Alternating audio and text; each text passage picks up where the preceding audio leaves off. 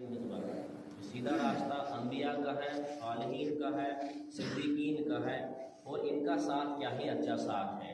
اللہ تبارک تعالیٰ یہاں ہمیں بتلانا چاہتے ہیں کہ اگر ایسی بات ہوتی کہ خالی معلم کے بغیر، جیسے ہم کہتے ہیں قرآن جو ہے یہ تھیوریٹیکل قرآن ہے، اس تھیوریٹیکل قرآن کا پریکٹیکل قرآن محمد عربی صلی اللہ علیہ وسلم کی ذات ہے۔ جیسے حضرت عائشہ صدیقہ رضی اللہ عنہ سے پوچھا گیا کہ آپ خود کے محمد صلی اللہ علیہ وسلم کے بارے میں بتائیے، تو انہوں نے بتایا کہ آپ قرآن نہیں پڑھتے۔ وہی خلق ہے محمد عربی صلی اللہ علیہ وسلم کا، جہاں پہ قرآن میں آیا کہ وہ خلق عظیم ہے، جہاں قرآن میں آیا کہ وما ارسلناک الا رحمۃ للعالمین۔ تو اگر اللہ کو یہ منظور ہوتا صرف کتاب بھیجنا، جیسے آج کل بہت سارا لوگ رٹے میں پڑے ہوئے ہیں کہ صرف کتاب سے ہی مسئلہ حل ہوگا، کتاب سے مسئلے حل نہیں ہوتے ہیں۔ خالی دنیا کا بھی یہی دستور ہے کہ اگر کسی نے تیرنا سیکھنا ہو تو کتاب سے وہ تیرنا سیکھ نہیں سکتا جب تک سکھانے والا ساتھ ہو۔ اگر کسی نے سوئمنگ سیکھنی ہو تو وہ ایسے سیکھ سکتا۔ اسی طرح سے کسی نے اگر کوئی گیم سیکھنی ہو تو کتاب پڑھ کے وہ سیکھ نہیں سکتا۔ جہاز چلانا ہو تو کوئی کتاب پڑھ کے جہاز چلانا سیکھ نہیں سکتا جب تک اس کے ساتھ معلم ہے۔ اور اس قرآن کو سب سے بہتر سمجھانے والی کون سی ذات ہے؟ وہ ہے محمد عربی صلی اللہ علیہ وسلم کی ذات۔ ورنہ اگر اللہ کو یہ منظور ہوتا کہ صرف قرآن ہی بھیجنا تھا تو پھر وہ کعبے پہ قرآن کو اتار دیتا، تو عرب تو زبان، وہ تو اہل زبان تھی تو اس کو پڑھ لیتے۔ لیکن اس کے ساتھ یہ بتایا کہ استاد کی ضرورت ہے، معلم کی ضرورت ہے، جو سمجھائے تمہیں بات، جو تمہیں تفسیر اس کی بتائے۔ تو اس کے ساتھ یہ چیزیں ہیں کہ انسان کو اس چیز کو سمجھنا ہے کہ پیغمبر صلی اللہ علیہ وسلم کے زمانے میں جو صحابہ تھے ان کے سامنے تو رسول اللہ صلی اللہ علیہ وسلم کی مقدس ذات تھی۔ اس کے بعد جو صدیقین ہیں، جس کے بارے میں حضرت ابوبکر صدیق کے بارے میں آیا کہ صدیق اکبر کا نام پڑا، اور یہ صدیق اکبر کا نام کب پڑا؟ جب معراج کا وقت آیا، جب اسراء ہوا تو بیت المقدس تک کا سفر ہوا، اور وہاں سے معراج کہتے ہیں مطلب اونچائی کو، چڑھائی کی طرف۔ اور یہاں مجھے ضمناً ایک بات یاد آئی کہ ابوبکر صدیق کو صدیق اکبر کا لقب کہاں پڑا کہ بہت بڑا سچا۔ جب ابو جہل ابوبکر صدیق کے پاس گیا کہ آپ کا یہ دوست محمد عربی صلی اللہ علیہ وسلم کہہ رہے ہیں کہ میں نے ایک ہی رات میں زمین اور آسمان کا عالم بالا کا فیصلہ طے کیا، میں زمین سے، جسے عالم ناسوت کہتے ہیں، عالم ناسوت سے عالم ملکوت، اور عالم ملکوت سے عالم جبروت، اور عالم جبروت سے عالم وحدت تک کا سفر کیا، جو سدرۃ المنتہا سے آگے جاتا ہے، جہاں سے رف کی سواری لائی گئی۔ تو یہ کہتے ہیں، تو صدیق اکبر نے فرمایا کہ اگر محمد رسول اللہ یہ کہتے ہیں تو بیان بالکل سچ ہے۔ لیکن آج کے زمانے میں بہت سارے لوگوں نے اپنی تعویلیں نکالی ہیں، بہت سارے لوگوں نے کہا یہ خواب ہے۔ خواب کی یہ بات نہیں، آج تو سائنس بھی اس چیز کو مانتی ہے کہ یہ بات ہوئی ہے، اور بنفس نفیس اور جسم کے ساتھ ہوئی ہے۔ لیکن چلو یہاں یہ موضوع نہیں ہے، لیکن ضمناً بات کر دوں کہ رجب کی جو رات ہے اس کی فضیلت اس معراج کی رات کی وجہ سے ہے۔ تو اس میں اس بات کی ضمناً میں ذکر کر لیتا ہوں کہ رسول اللہ صلی اللہ علیہ وسلم نے فرمایا کہ رجب اللہ کا شہر ہے، وشعبان شہر رجب شہر اللہ، رجب اللہ کا شہر ہے، وشعبان شہری، اور شعبان میرا مہینہ ہے، رمضان شہر امتی، اور رمضان امت کا شہر ہے، یہ مہینہ ہے۔ اسی طرح سے جب شعبان کا وقت نزدیک آتا تو رسول اللہ صلی اللہ علیہ وسلم ہاتھ اٹھا کے دعا کرتے تھے، اللہم بارک لنا فی رجب و شعبان و بلغنا رمضان، کہ اللہ ہمارے لیے رجب و شعبان میں برکت فرما اور ہمیں رمضان تک پہنچا دے۔ یہ ایک ریاسل بھی ہے کہ رمضان کے مہینوں کی روزے رکھنے کے لیے ایک ریاسل بھی ہے۔ اور رسول اللہ صلی اللہ علیہ وسلم نے فرمایا کہ اس مہینے میں جس نے غفلت کی، اور بہت ساری احادیث میں آیا ہے کہ اب میں ان کا ترجمہ ہی آپ کے سامنے رکھتا ہوں، لیکن فی الحال میں اس معراج کے واقعے کو، کیونکہ پچھلے جمعہ میں رہ گیا تو آج تھوڑا سا موقع ملا ہے، اس کو میں کلیئر کر دوں۔ تو معراج عالم کے بارے میں رسول اللہ صلی اللہ علیہ وسلم نے حدیث میں آتا ہے کہ ابھی بسترا گرم تھا اور کنڈی ہل رہی تھی۔ اگر کوئی بسترے سے باہر نکلا ہو تو تبھی وہ کہہ سکتا ہے کہ بسترا گرم تھا۔ اور اس کا ایک اور واقعہ بھی، ایک شاہد بھی اس کا موجود ہے اس کے ساتھ، کہ اسراء جو ہوا، اسراء ہم اس کو کہتے ہیں جو مسجد حرام سے بیت المقدس کا سفر ہے۔ تو اس میں یہ جو ہے یہ مکی دور کا ہے، کیونکہ اس کے بارے میں صحیح حدیث میں یہی آتا ہے کہ رسول اللہ صلی اللہ علیہ وسلم کو جبریل امین نے جب براق لایا اور ایک جگہ اتارا نیچے، وہ کہا کہ یہ طیبہ کی زمین ہے، یہاں پر آپ نے ہجرت کرنی۔ اس سے یہ صحیح اندازہ ہوتا ہے کہ یہ ہجرت سے پہلے کا واقعہ ہے۔ تو تو اور ابو جہل کو کیا ضرورت تھی شور مچانے کی؟ خواب تو کوئی بھی دیکھتا ہے، خواب میں کوئی عالم ناسود بھی دیکھ سکتا ہے، عالم جبروت بھی دے سکتا ہے، وہ تو کہہ سکتے تھے یہ کہ خواب ہے، تو خواب تو ہمارے بزرگ بھی دیکھتے ہیں، لیکن یہ جسم کے ساتھ تھا، اس لیے یہ سوال اٹھا۔ اس کے ساتھ کہ ایک بادشاہ تھا قصر روم کے دربار میں، جب مشرکین مکہ نے یہ بات رکھی کہ محمد عربی صلی اللہ علیہ وسلم بڑے بڑے دعویٰ کرتے ہیں، اور اس کے ساتھ انہوں نے رکھا کہ باقی چیزوں کو تو یہ مانیں گے، لیکن ہم ان کے ساتھ یہ پوائنٹ ڈال دیتے ہیں کہ محمد عربی کہہ رہے ہیں کہ ہم ایک ہی رات میں میں نے عالم بالا کی سیر کی، اور بہت ہی قلیل وقت میں میں نے عالم بالا کی سیر کی، تو اسی پر یہ مسلمانوں کو یہاں سے نکال دیں گے۔ تو اس کے بعد انہوں نے ایک جو پادری تھا، جو بیت المقدس کا جو خاص متولی وہاں تھا، اسے بلایا۔ اس نے کہا کہ میں اس رات کا شاہد ہوں، میں نے دیکھا جب یہ رات تھی جس کے بارے میں یہ مسلمان کہہ رہے ہیں کہ میں دروازہ بند کر رہا تھا بیت المقدس، جس کو القدس بھی کہتے ہیں، اور ایک زمانے میں اس کو ایلیا بھی کہتے تھے، جو اس وقت غیروں کے ہاتھوں میں ہے، جو اس وقت فلسطین کا مسئلہ چل رہا ہے۔ تو وہ ہماری خطائیں ہیں، ہم آپس میں ٹکراتے رہے، ہم آپس میں بڑھتے رہے، ہم آپس میں ٹکڑے کرتے رہے اس دین میں، تو اس کی وجہ سے ہم کمزور پڑے گئے، کیونکہ کمزور قوموں کی سب سے بڑی عادت یہ ہوتی ہے جب وہ کمزور پڑ جاتی ہیں تو اپنے کمزوری کو دوسروں پہ تھوپتے ہیں، یہ اب اس نے کیا، یہ فلانی نے کیا، یہ فلانی نے کیا۔ اسی طرح سے جب بنی اسرائیل کمزور ہو گئی تو نموکڈ نظر نے جب ان پر حملہ کیا تو 12 لاکھ کو 6 لاکھ کو قتل کر دیا اور 6 لاکھ کو گرفتار کر کے لے گیا۔ اس کے بعد وہ ٹکرانے شروع ہو گئے، کمزوری میں ٹکرانے شروع ہو گئے، جیسے ہم آج ٹکراتے ہیں کمزوری میں۔ تو پھر دوسروں پہ جب کسی کا قوت مدافعت اندر سے کم ہو جاتی ہے تو اسے کچھ کھانے سے کھانسی آتی ہے، وہ کہتا ہے اس کھانے میں ہی کچھ پرابلم تھی، یہ سبزی ہی خراب تھی، یا میل کو چیل والے ہاتھوں سے کھاتا ہے تو کہتا ہے کہ نہیں، اب اس سے اندر بیماری گئی تو کہتا ہے نہیں اسی میں کچھ قصور تھا۔ اس لیے ہم مسلمانوں کی عادت ہو گئی ہے اپنی کمزوریاں دوسروں پہ تھوپنے کی۔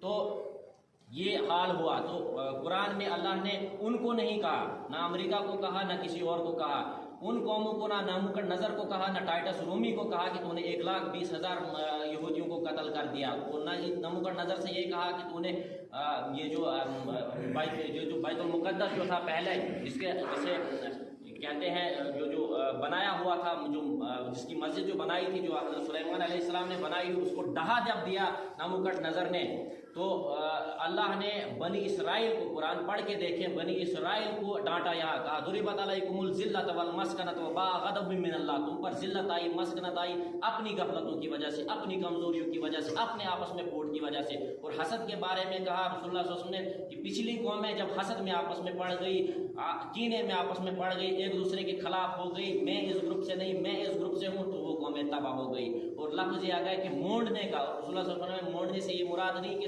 سر کے موڑنے کا، بلکہ وہ دین ہی ختم ہو گئے، وہ لوگ ہی ختم ہو گئے آپس میں ٹکرانے کی وجہ سے۔ اگر ہم آپس میں ایک دوسرے کو برداشت نہیں کر سکتے، ہم آپس میں ایک دوسرے کو جگہ نہیں دے سکتے، اگر کوئی بھی کسی بھی جماعت سے تعلق رکھتا ہے لیکن دوسرے کے لیے بھی جگہ رکھے، دوسرے کو کافر نہ کہے، دوسرے کو مشرک نہ کہے، دوسرے کے اوپر فتویٰ نہ لگائے، تو یہ امت دن بدن ٹکڑوں میں بڑھتی جائے گی۔ اور پہاڑ کو ٹکڑے کرنے سے پہاڑ کی آبیاری نہیں ہوتی، وہ ٹکڑے سے ٹکڑے ہو جاتے ہیں۔ رسی کو ہم ٹکڑے کر دیں گے، وہ رسی ٹکڑوں میں وہ دھاگا کہلائے گی، پھر وہ رسی نہیں کہلائے گی۔ تو اسی طرح سے جب اس کی بات ہوئی، شب معراج کی بات ہوئی، اس کی وجہ سے اس مہینے کی فضیلت تھی، جس طرح سے اس شب برات کی وجہ سے بہت ساری احادیث ہیں جو اس کا انکار بھی کرتے ہیں کہ یہ شب برات کی کوئی حیثیت نہیں ہے۔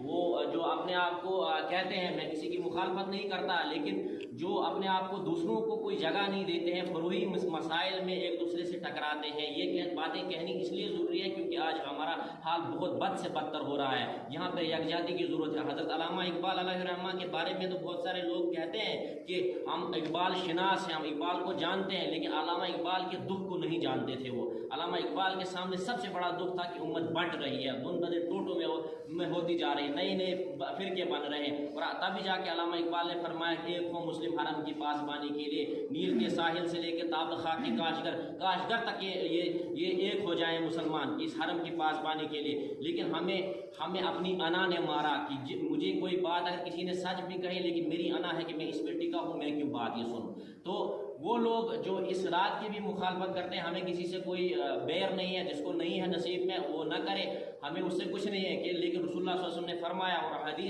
حدیث ہے، اور یہ نسائی کی حدیث ہے، اور جسے وہ لوگ نصیر الدین البانی جس کو وہ سلف والے کہتے ہیں، اپنے آپ کو سلفی کہتے ہیں، جس میں ہمارے اسلاف میں کسی نے اپنے آپ کو سلف کا نام نہیں دیا اور نہ اپنے آپ کو اسلاف کہا۔ ہاں، علامہ اقبال نے ایک شعر میں کہا کہ تم جو ہے تم تو اسلاف کے دعوے دار ہو، لیکن اس کام پہ نہیں، ہاتھ پہ ہاتھ دھرے بیٹھے رہے منتظر فردا کیے، تم تو تماشا دیکھتے رہے، آپس میں ٹکراتے رہے اور آپس میں تماشا دیکھتے رہے۔ کہتے ہیں سبھی ہوں اوج ثریا پہ مقیم، سب تو کہتے ہیں کہ ہم ہی پہنچ گئے، ہم ہی زیادہ قرآن جاننے والے ہیں، ہم ہی زیادہ حدیث جاننے والے ہیں، سب کہتے ہیں، لیکن اس پہ عمل کرنے والا، اس کو دل میں اترنے والا، دل میں جگہ دینے والا مسلمانوں میں بہت کم بچے ہوئے ہیں، شاید وہ بچے بھی ہوں اور نظر بھی نہیں آتے ہیں۔ تو دوسری جگہ کہیں کہ ناز ہے قوت گفتار پہ انسانوں کو، بات کرنے کا سلیقہ نہیں نادانوں کو، کہ اپنے باتوں پہ بڑا فخر کرتے ہیں، بڑا گفتار پہ بہت فخر ہے، لیکن بات کرنے کا سلیقہ نہیں ہے، بات کس طرح سے کی جاتی ہے، غیروں کے ساتھ کس طرح سے بات کی جاتی ہے۔ میں حیران ہوا کہ ایک انگریز لیڈی جو سائنس اور قرآن کو کمپیٹیبل، مطلب سائنس اور قرآن سے آیتیں نکال کے یہ کہتی ہے کہ سائنس ذرا بر بھی کہیں قرآن سائنس کے خلاف نہیں جا رہا ہے، قرآن واحد ایک کتاب ہے جو زمانے کے ہر جس کسوٹی پہ تولو گے برابر نکلتی ہے، اور نیچے سے غیر مسلم لکھ رہے ہیں، کرسچن لکھ رہے ہیں کہ یہ چیزیں سن کر، یہ چیزیں دیکھ کر ہم کہتے ہیں کہ ہم بھی اسلام کی طرف آئیں، لیکن مسلمان ہیں باہر نیچے سے لکھ دیتے ہیں کہ ہمیں ضرورت نہیں ہے تمہارے علم کی، تمہارے علم جاننے کی ضرورت نہیں ہے۔ وہ جو مدینہ پاک میں جب جنگ بدر ہوئی، جنگ بدر کے بعد جب ان لوگوں کو قیدیوں کو چھوڑ دیا فدیہ لے کر، کیونکہ قرآن نے کہا اما من بعدهم و اما فدا حتی تضرب الحرب اوزارها، کہ انہیں فدیہ لے کر چھوڑ دو ان قیدیوں کو، یا یہ محمد عربی صلی اللہ علیہ وسلم پہ جو سورہ محمد اترا ہے اس میں پہلی بار غلامی کا سلسلہ دنیا میں تھا، جبکہ اسیرین جو بادشاہ تھی وہ پہاڑوں پہ لے کر غلاموں کو چیرتے تھے، ذبح کرتے تھے، اور وہ کہتے ہیں کہ ہم ریڈ وول، ہم لال اون کی طرح پہاڑوں کو رنگ دیتے تھے ان کے قیدیوں کی قربانیاں دے کر قربانیاں ذبح کرتے تھے۔ اسی طرح سے چائنا کے اندر چیو ڈائنیسٹی تھی اور شینگ ڈائنیسٹی تھی، وہ وار ڈرمز جو جنگوں کے وہ ڈرم بجاتے تھے، ان پر وہ قیدیوں کو ذبح کرتے تھے، پھر ان کو بولتے تھے یہ ہمارے ہاں قربان ہو گئے، پھر ان کا خون ملتے تھے ان ڈرموں پہ۔ اس چیز کو اسلام نے ختم کر دیا، سورہ محمد کے اندر غلامی کا سلسلہ بند کر دیا کہ آج کے بعد غلامی کا جو ذریعہ ہے وہ قیدی ہے، آج کے بعد کسی کو غلام نہیں بنایا جائے گا، اور پہلے جو غلام ہیں ان کے ساتھ حسن سلوک کیا جائے گا، فک و رقبہ، گردنیں چھڑائی جائے، اور اس پر بہت سارے کسی سے گناہ ہو جائے سرزد ہوئے غلام کو آزاد کر دے۔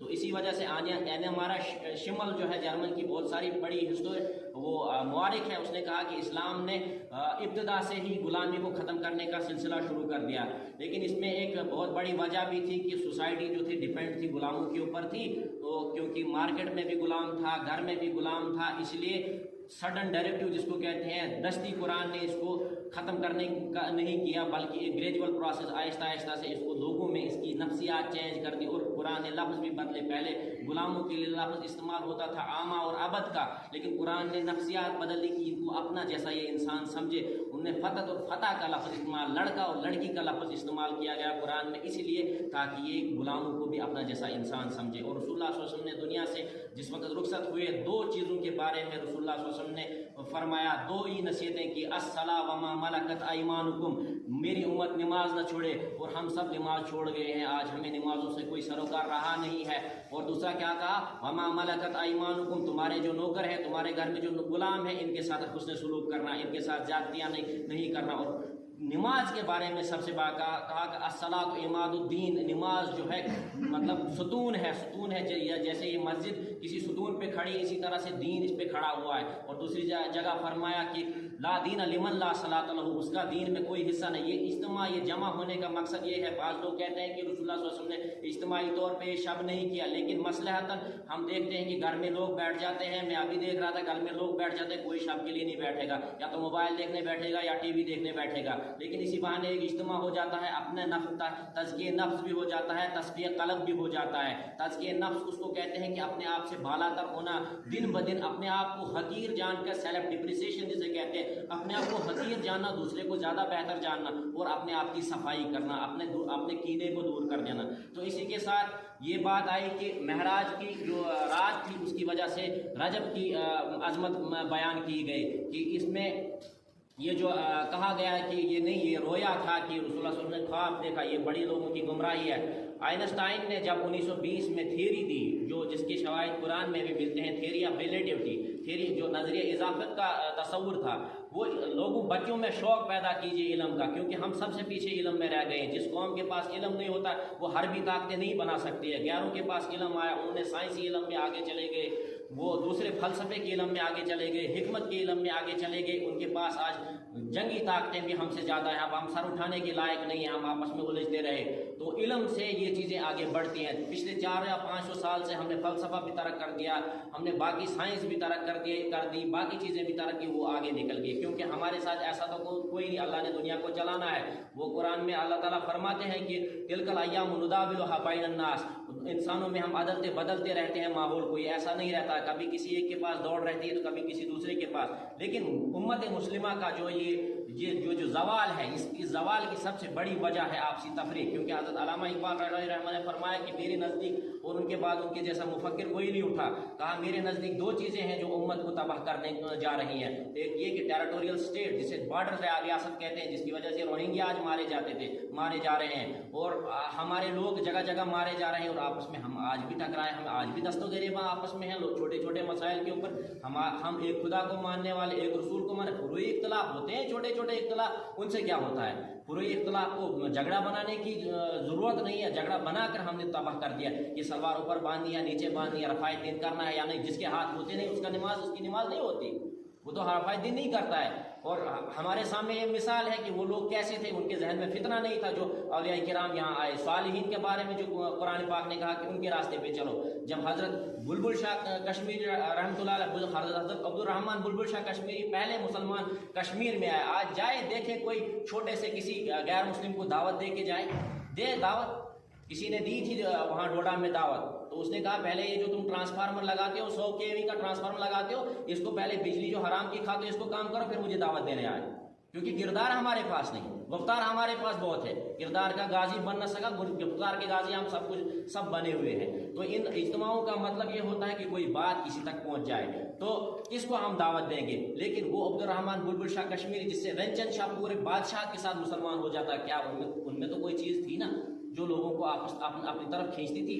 کیونکہ مومن کی پہچان تو یہ کہی گئی کہ مومن کو دیکھ کر اللہ یاد آتا ہے، ہمیں دیکھ کر اللہ کسی کو یاد آتا ہے؟ کسی غیر مسلم کو آپ نے دیکھا تو اسے ہمیں دیکھ کر اللہ یاد آ گیا؟ یہ تو حدیث میں آتا ہے، مومن کو دیکھ کر اللہ یاد آ جاتا ہے۔ کون سے ہمارے پاس مومن بچے ہیں؟ اور مومن کے بارے میں اللہ نے فرمایا کہ اس کی کامیابی ہے، مسلمان سے بھی نہیں کہا بلکہ مومن سے کہا کامیابی ہے۔ سورہ آل عمران کے اندر کہا گیا وَلَا تَحِنُوا وَلَا تَحْزَنُوا وَأَنْتُمُ الْأَعْلَوْنَ إِن كُنتُم مُؤْمِنِينَ، تم گھبراؤ نہیں، ڈرو نہیں، تم ہی بلند رہو گے لیکن اگر تم مومن کی سٹیج پہ پہنچے ہو۔ کیونکہ 3 دائرے ہیں، اسلام آپ نے قبول کیا، لا الہ الا محمد رسول اللہ پڑھا، پھر اس پہ محنت کی، اور دل اس جگہ ہے، دل وہ قلب وہ جگہ ہے جہاں پہ اللہ بستا ہے اور جہاں پہ اللہ کو جگہ دینی ہوتی ہے۔ کیونکہ فرمایا گیا کہ اسم شیء طاہر، اس میں اللہ شیء طاہر، اللہ کا اسم بھی ہے، پاک ہے۔ جب ہمارے گھر میں کسی بزرگ نے آنا ہوتا، کسی گروہ کے کسی بڑے امیر صاحب نے آنا ہوتا، کتنی صفائی ہم کرتے ہیں، کتنی ٹٹولتے ہیں ہم گھر کو، کوئی گندگی نہ رہ جائے، یہ نہ کہہ دے کہ ہمارے گھر میں صفائی نہیں تھی، اس نے انتظام اچھا نہیں کیا۔ جس دل میں اللہ آنا ہو وہ اس دل میں کتنی صفائی ہونی چاہیے تھی، اس دل میں کسی کا کینہ ہونا چاہیے تھا، اس دل میں کسی کا حسد ہونا چاہیے تھا، اس دل میں کسی کا بغض ہونا چاہیے تھا، لیکن یہ چیزیں نہیں ہونی چاہیے تھی، لیکن ہمارے ہاں یہ چیزیں آ گئی ہیں جس کی وجہ سے ہم تباہ ہو رہے ہیں۔ تو اس کے بعد جب آئنسٹائن نے یہ نظریہ دیا، اردو سے سیر نہیں سمجھے ہو، آئنسٹائن نے یہ نظریہ اضافت دیو تاتھ مز وونتے ہیں کہ ٹائم چھ بدلن، ٹائم جو ہے ویری ہوتا ہے، ٹائم بدلتا ہے، ٹائم جو ہے وہ بدلتا ہے ہر جگہ، پوری یہ کائنات ہے، جیسے قرآن میں آیا کہ اللہ کے ہاں 1000 سال کا دن ہوتا ہے۔ دیکھو اللہ نے کس خوبصورتی سے یہ کائنات بنائی ہے، اس کو دیکھ کر ہم کتنا اللہ کا شکر کرنے چاہیے، سبحان اللہ کہتے تو کتنا بڑا درجہ مل جاتا ہے۔ تو کہا یہ کائنات جو ہے جہاں جہاں بالائی اوپر کی طرف جاتی ہے وہاں اس کا ٹائم بدل جاتا ہے۔ اگر ہمارے ہاں 24 گھنٹے کا دن ہے تو اترد کے ہاں 48 گھنٹے کا دن ہوگا، اس کے اوپر 120 दिन کا بھی ایک دن ہو سکتا ہے. اسی طرح سے ٹائم بدلتا ہے. تو اس سے انہوں نے کہا جب کہ ٹائم کے رفتار سے جب کوئی چیز چلتی ہے تو برق کہتے ہیں براق جو لایا گیا رسول اللہ صلی اللہ علیہ وسلم کے لیے, برق کہتے ہیں لائٹ کو, روشنی کو, کیونکہ رسول اللہ صلی اللہ علیہ وسلم فرماتے ہیں جب یہ میرے سامنے لایا گیا, یہ جو جس کو ہم آج کے زمانے میں کہہ سکتے ہیں وہ سپر جیٹ میرے سامنے لایا گیا, جب میں اس کے اوپر بیٹھا اس کی حدیں جہاں میری حدیں نگاہ اس کی پڑتی تھی وہاں ایک قدم بڑھتا تھا, اتنی تیز رفتاری سے جاتا تھا.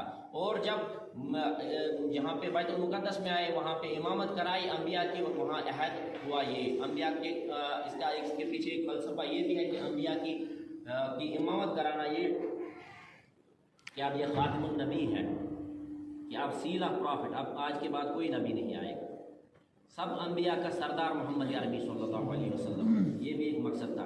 ادھر سے اوپر معراج جس کو کہتے ہیں, جیسے سورہ معارج آیا ہے, معارج سیڑھیوں کو بھی کہتے ہیں. کہ آج کے سائنسدان کہتے ہیں, ایک پروفیسر گئے تھے باہر ہمارے پڑوس کے ملک کے, تو وہ ایک سائنسدان سے اسلام پہ گفتگو کر رہے تھے. تو اس نے کہا کہ میں جب خدا کو جاننے کی کوشش کرتا ہوں تو کوریڈورز کھلتے ہیں, فریکوینسیز میں کوریڈورز کھلتے ہیں. اس نے کہا ناٹ کوریڈورز, سٹیئرز. دیکھو قرآن کی کتنی ایڈوانس لینگویج ہے, ہم نے اس پہ تفکر نہیں کیا, تدبر نہیں کیا, گھر میں سنبھال کے رکھا, اوپر گردہ چڑھایا, لیکن ہم نے اس کو پڑھا نہیں, جانا نہیں. قرآن کے اتنے معجزات ہیں اور حدیث پاک میں آیا ہے کہ اس کے معجزات کبھی ختم نہیں ہوں گے. حضرت یہ جو امام شافعی رحمۃ اللہ علیہ جنہوں نے کتاب الام لکھی ہے, بنیاد ڈالی فقہ کی, کتاب الام لکھ کر, تو وہ کہتے ہیں کہ میں نے 300 بار قرآن کو پڑھا, 300 بار قرآن کو پڑھا, مجھے کوئی آیت نہیں ملی کہ میں اجتہاد کی آیت کو بنیاد, جس آیت کو اجتہاد کی بنیاد بناؤں, مسلمانوں کے اندر اجتہاد کی بنیاد بناؤں, کہ اجتہاد کیا جائے, ریکنسٹرکشن ریلیجس تھاٹ کی جائے. بولا 301 بار جب مجھے سورہ نساء کی آیت پر نظر پڑی تو مجھے مل گئی. یہ قرآن کوئی کہے کہ میں اس پہ عبور حاصل کر گیا, یہ اس کی غفلت ہے. کہ وہ کہے گا میں بہت زیادہ قرآن جانتا ہوں, اس کی یہ غفلت ہے. قرآن کے کوئی کنارے نہیں ہیں. قرآن کے جو اسرار و رموز ہے یہ انسان کو دنیا سے جانے کے بعد بھی یہ کھلیں گے جب جنت میں انسان ہوں گے, کیونکہ وہاں ابدی عیش بھی ہے, لیکن اس کے ساتھ تخلیقی پلان جو اللہ کا ہے وہ بھی آگے بڑھے گا. تو سورہ وہ صاحب فرماتے ہیں جب اس نے کہا کہ سیڑھیاں نہیں, سیڑھیاں کہو, سائنٹسٹ نے کہا سیڑھیاں, اس نے کہا جب میں گھر آیا میں نے قرآن کھولا تو قرآن میں بڑا سیڑھیاں تھیں. اس سائنسدان کی زبان مل گئی قرآن سے کہ اتنا ایڈوانس لینگویج قرآن کی پہلے ہی ہے, اور قرآن نے جو کہا اور اس سائنسدان نے آج وہ کہا سورہ معارج. تو سائنسدانوں نے کہا کہ کچھ سیڑھیاں اس کائنات میں ہمیں ملی ہے, اس کائنات میں سیڑھیاں ہیں, ان سیڑھیوں سے اوپر جاتے ہیں فرشتے. اسی طرح سے رسول اللہ صلی اللہ علیہ وسلم کو بھی ان سیڑھیوں کے ذریعے اوپر لیا گیا اور پورے کائنات بالا کی سیر کرائی گئی جہاں حضرت آدم علیہ السلام ملے. تو اس کی یہ وجہ ہے کہ ٹائم جو ہے, شاید آپ کا ٹائم زیادہ جائے گا. ٹائم جو ہے, کنسپٹ آف ٹائم جسے کہتے ہیں, جسے قرآن میں دہر کا لفظ آیا ہے. لفظ ٹائم TIME آج تک فلسفیوں نے بہت زمانوں سے ہم اس کو ضائع کر رہے ہیں ٹائم کو دن بدن. حضرت علی رضی اللہ فرماتے ہیں الساعۃ تنحب الآجال, کہ ہر ساتھ تمہاری زندگی پہ ڈاکہ ڈال رہی ہے, اس ساتھ کو سنبھال کے چلو. اور رسول اللہ صلی اللہ علیہ وسلم نے فرمایا الصحت والفراق, 2 چیزوں کی قدر کرو, ان کے جانے سے پہلے, ایک صحت کی اور ایک فرصت کی. فراق کا لفظ آیا, اور ایک جگہ ٹائم کے لیے لفظ آیا. حضرت علی کا ہی قول ہے الزمان یریق العبرہ, تو زمانہ تمہیں عبرت سکھائے گا اگر تم سیکھو گے نہیں. اگر اللہ کے کلام کو, رسول اللہ صلی اللہ علیہ وسلم کی محبت کو دل میں نہیں بساؤ گے اور طریقے پہ صحیح سے نہیں چلو گے, آپس میں پھوٹ سے چلو گے, ٹکراؤ سے چلو گے, تباہ ہو جاؤ گے. ٹائم کا یہ تو ٹائم کے لیے قرآن میں 2 لفظ آئے ہیں, ایک اثر کا لفظ آیا ہے, ایک دہر کا لفظ آیا ہے. دہر اس لفظ کو کہتے ہیں جو پھیلا ہوا ٹائم ہے پوری کائنات میں, جو پوری کائنات میں ایٹ اے ٹائم ہر جگہ ٹائم ہے, ہر جگہ وہ ٹائم ہے. تو ٹائم کو روک دیا گیا. کیا اللہ کے لیے مشکل تھا؟ پہلے ہی کہا سبحان الذی اسریٰ بعبدہ. جب سبحان اللہ الذی اسریٰ بعبدہ کا لفظ استعمال, پاک ہے وہ ذات, بلند ہے وہ ذات جو اپنے بندے محمد عربی صلی اللہ علیہ وسلم کو اسراء کے لیے لی گئی. اب یہ اگر یہ دعویٰ محمد عربی صلی اللہ علیہ وسلم کا ہوتا تو لوگ اشکال میں پڑھ سکتے تھے, شک میں پڑھ سکتے تھے کہ کسی انسان نے کیا. اگر وہ انبیاء میں سے بھی ہے لیکن بظاہر جسم ہمارا جیسا ہے, خلق عظیم ہے, لیکن اگر ان کا دعویٰ ہے تو اس کو سوال تو اٹھتے تھے. لیکن کائنات کے بنانے والے پروردگار کا یہ دعویٰ ہے کہ میں طاقتور خدا ہوں. جیسے بہت سارے لوگ آج بھی سائنٹسٹ مانتے ہیں کہ جو خدا ہے 3 الفاظ وہ استعمال کرتے ہیں انگریزی میں, کہ گاڈ از اومنی پوٹینٹ, اومنی پریزنٹ اور اومنیشنٹ.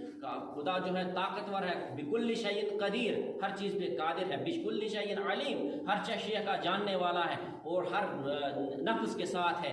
تو اس کے باوجود یہ اعتراض اٹھانا کہ یہ مشکل کام تھا، یہ اللہ کے لیے مشکل کام نہیں، کیونکہ منوان اللہ کچھ بھی کر سکتا ہے، کیونکہ ہر چیز پہ قادر ہے۔ وہ کائنات کو اسی ٹائم روک کے محمد عربی صلی اللہ علیہ وسلم کو اوپر لے گیا۔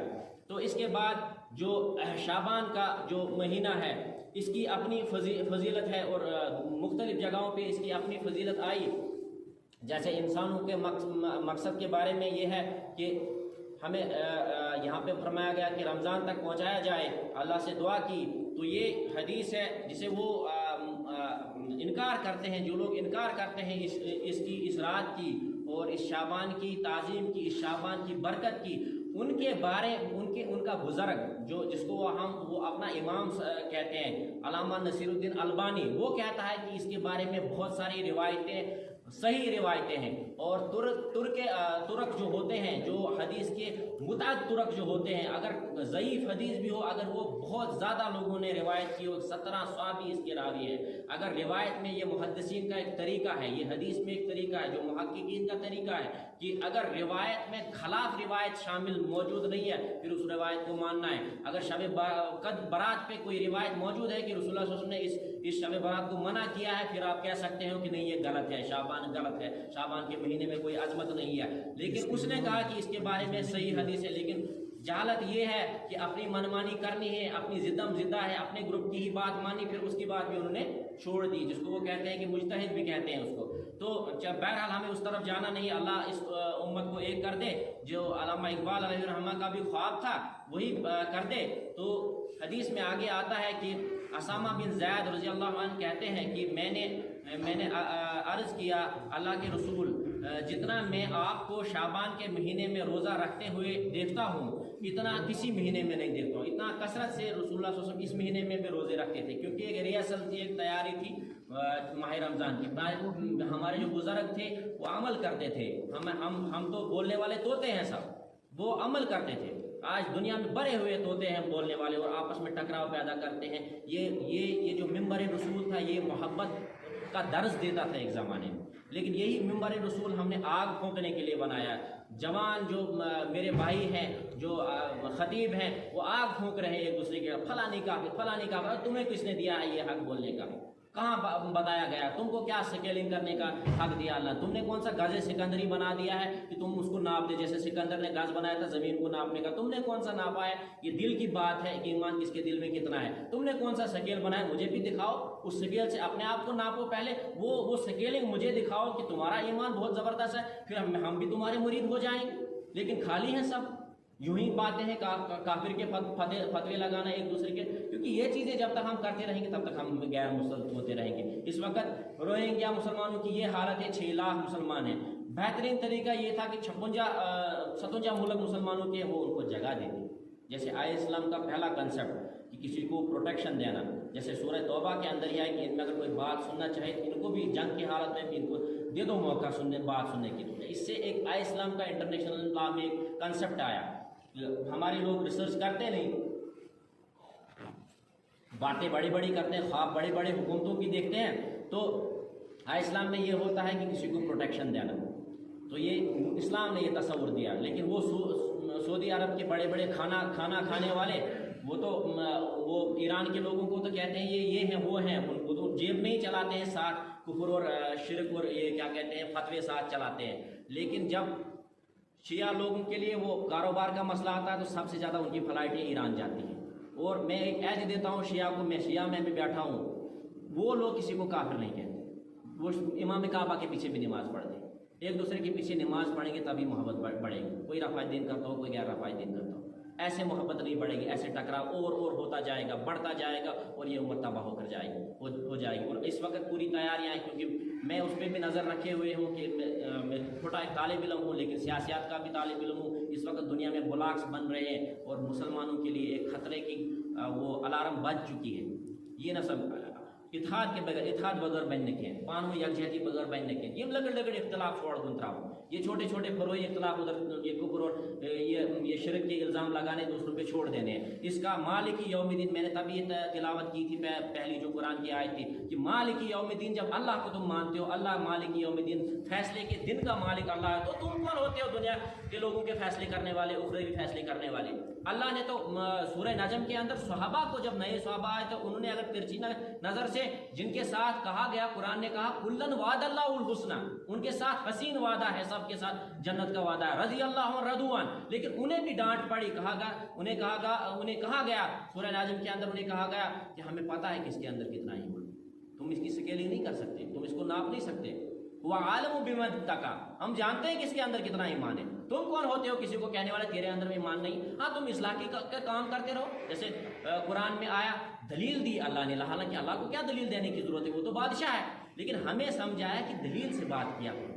हर ज़माने का अपना एक हथियार होता है, किसी ज़माने में जंग होती थी, किसी ज़माने में किसी और तरीके से होता है, आज साइंस का दौर है तो साइंस की दलील रख के दूसरों को बात समझाओ, दूसरों को ये बात उनके जहन में उतारने की कोशिश करो। सख्तपन से अगला भी सख्त होता है, अगर मुझे कोई आकड़ दिखाए मैं भी आकड़ दिखाऊंगा, तो आकड़, क्योंकि इंसान की ईगो होती है, अना होती है, अना पे जब ठेस पहुंचती है, जब किसी को अगर दीन भी कहना हो तो बड़ी तरीके से कहना चाहिए, जैसे हज़रत अली रज़ी अल्लाह अन्हु फरमाया, जिसने किसी की नसीहत सबके सामने कर दी उसने उसे और बिगाड़ दिया, जिसने किसी को नसीहत अपनी जगह की उसने उसे और संवार दिया। अपनी जगह नसीहत करो अगर किसी को, ये तो अब आम बात है, मैं इसके लायक नहीं, मैं यहाँ बात करता हूँ, लेकिन ये मजबूरी है, लेकिन हमारे इस इलाके में एक इत्तेहाद रहा है, इत्फाक रहा है, इसको बरकरार रखें, मेरी यही आदत है। हमें किसी से बैर नहीं, किसी से दुश्मनी नहीं, इस मस्जिद में जो आएगा अल्लाह और उसके रसूल की बात करेगा, लेकिन किसी ग्रोह की बात नहीं करेगा, किसी के नज़म में टकराव नहीं करेगा। जैसे मैं मिसाल देता हूँ, जब नजाशी मुसलमान हो गया तो रसूलुल्लाह सल्लल्लाहु अलैहि वसल्लम ने वहाँ फौजें नहीं भेजी खिलाफत कायम करने के लिए, एक बहुत बड़ी मिसाल है। उन्होंने कहा मुसलमान हो गया नजाशी, खुद संभालेगा इस्लाम का इक़दार, वहाँ उनके नज़म में ठेस पहुँचाने रसूलुल्लाह सल्लल्लाहु अलैहि वसल्लम ने सहाबी को नहीं, किसी सहाबी को नहीं भेजा नजाशी के यहाँ। लेकिन हम जहाँ देखते हैं, हम कोशिश करते हैं दूसरे इलाके में, अगर कहीं हो, मुझे मिसाल भूल गई, जब हज़रत अब्दुर्रहमान बुलबुल शाह कश्मीरी कश्मीर में आए, जब उन्होंने दावत दी, जब रिंजन शाह ने कहा मैं उसका दीन कबूल करूँगा जिसको मैं सुबह सवेरे देखूँगा, तो उसने आपने कुछ तारीख में लिखा है कि उसने अपने बगीचे में देखा, वो कितने मुसाफत के सफ़र तय करके आते थे, तब राजवाड़े होते थे, तब बादशाहें छोटी छोटी, ये जमहूरियत का दौर नहीं था कि किसी को छोड़ दिया जाए, चलो शोर वोर करेंगे मीडिया में फिर छोड़ दिया जाए। कोई राजवाड़ा अगर किसी को अंदर डाल देता वो सदियों तक वहीं रहता था। हिंदुस्तान के अंदर भी आज़ादी से पहले 562 रियासतें थी, एक रियासत से दूसरी रियासत में जाना मुश्किल था, ये नहीं सिलसिला था इंटरनेशनल लॉ में फिर किसी को छोड़ दिया जाए। तो वो सख्तियाँ उठा के हमारे लिए हमें मुसलमान बनाने आए, और यहाँ हमने क्या किया, हम देवबंदी बन गए, बरेलवी बन गए, और आपस में गुत्थम गुत्था लगी हुई है। तो ये चीज़ें मुझे जहन में क्लियर करनी है, शाबान पे भी बात करेंगे। सबसे बड़ी चीज़ ये है कि इस टकराव में न रहे, और कोई बात अगर तुम्हें मुसलमान से बाहर कोई बात करता है कि मेरे भी इसमें आओ उसमें आओ, ये इनमें नहीं जाओ। रसूलुल्लाह सल्लल्लाहु अलैहि वसल्लम ने कोई जर्नल रिक्रूटमेंट का कोई प्लान नहीं ऊपर से भेजा है, जैसे पुलिस में आता है ना रिक्रूटमेंट का, रिक्रूट करने के लिए, भर्ती करने के लिए ऊपर से कमांड आती है कि तुम उनको रिक्रूट करो। रसूलुल्लाह सल्लल्लाहु अलैहि वसल्लम ने ऐसे रिक्रूट करने की कोई प्लानिंग ऊपर से नहीं, इस ग्रोह से निकालो उस ग्रोह में डालो, मुसलमान हो, इन्नमल मुमिनुना इख्वा, सब मोमिन भाई भाई हैं आपस में। और एक हदीस में आया कि मोमिन ऐसे हैं जैसे एक जिस्म होता है, जिस्म के एक हिस्से में तकलीफ होती है तो पूरे जिस्म को तकलीफ होती है।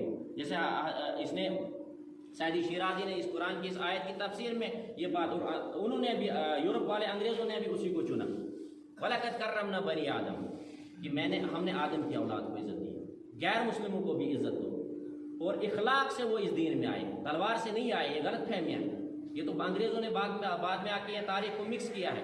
तो सैदी शिराजी अलैहिर्रहमान ने फरमाया बनी आदम आज़ा यकपैकरन की दर आफरीन यकगौहरन, कि बनी आदम एक ही जगह से आए हैं, उनके अंदर एक ही गौहर है। और उन्होंने, अंग्रेज़ों ने जब यूनाइटेड नेशन बना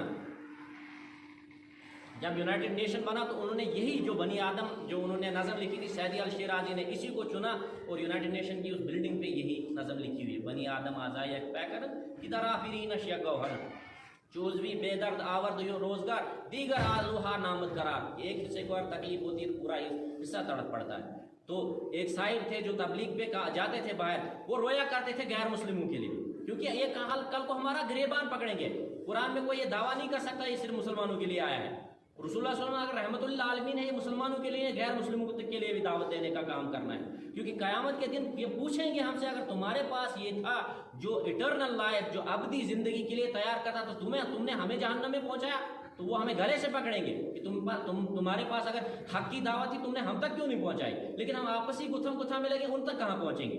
میں وید پڑھنے کی کوشش یہ کرتا تھا کہ میں بھی کوشش کروں کوئی دعوت دینے کی، لیکن کردار ہمارا اتنا گرا ہوا ہے، وہ پہلے ہی ہمارے کردار پہ انگلی اٹھاتے ہیں، کیونکہ کردار سے آج لوگ مولد ہو رہے ہیں. کشمیر کے اندر لوگ ایتھیسٹ بن رہے ہیں.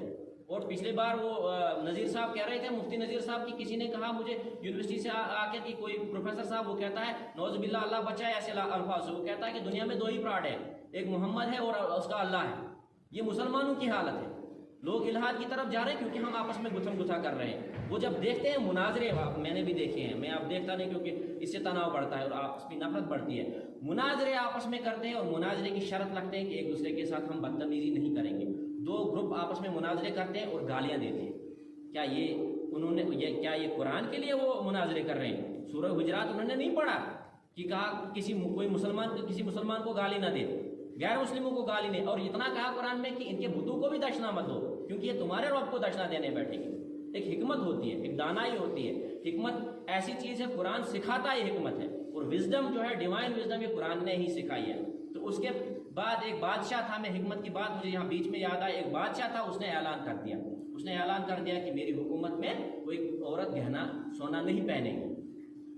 تو عورتوں کو غصہ آیا کہ اس عورتیں سونے کے بغیر رہ نہیں سکتی، تو ان کو غصہ آیا. انہوں نے کہا یہ بادشاہ نے کیا فضول کی بات کی. انہوں نے شور اٹھایا، باہر نکلے، جلوس نکالے، جیسے آج کل ہم جلوس نکالتے ہیں جب ہمارے پاس کچھ رہا نہیں، اب جلوس رہے باقی. تو جلوس نکالا، کہا یہ کیا بات کی. تو بادشاہ بھی پریشان ہو گیا، اب کیا کروں، میں تو سنیے اعلان کر اب میں کیا کروں.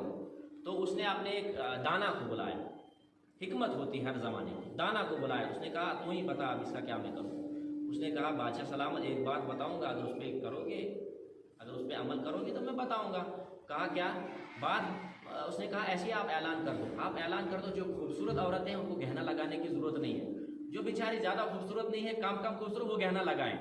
اب کیا ہو گیا؟ خوبصورت عورتوں نے کہا ہم خوبصورت ہیں، ہم گہنا کیوں لگائیں. یہ ایک حکمت، انہوں نے اسی پر گہنا لگانا چھوڑ دیا. بدصورت عورتوں نے کہا ہم کہاں ان سے کام ہے، تو انہوں نے بھی گہنا لگانا چھوڑ دیا. یہ حکمت ہے، یہ دانائی ہے.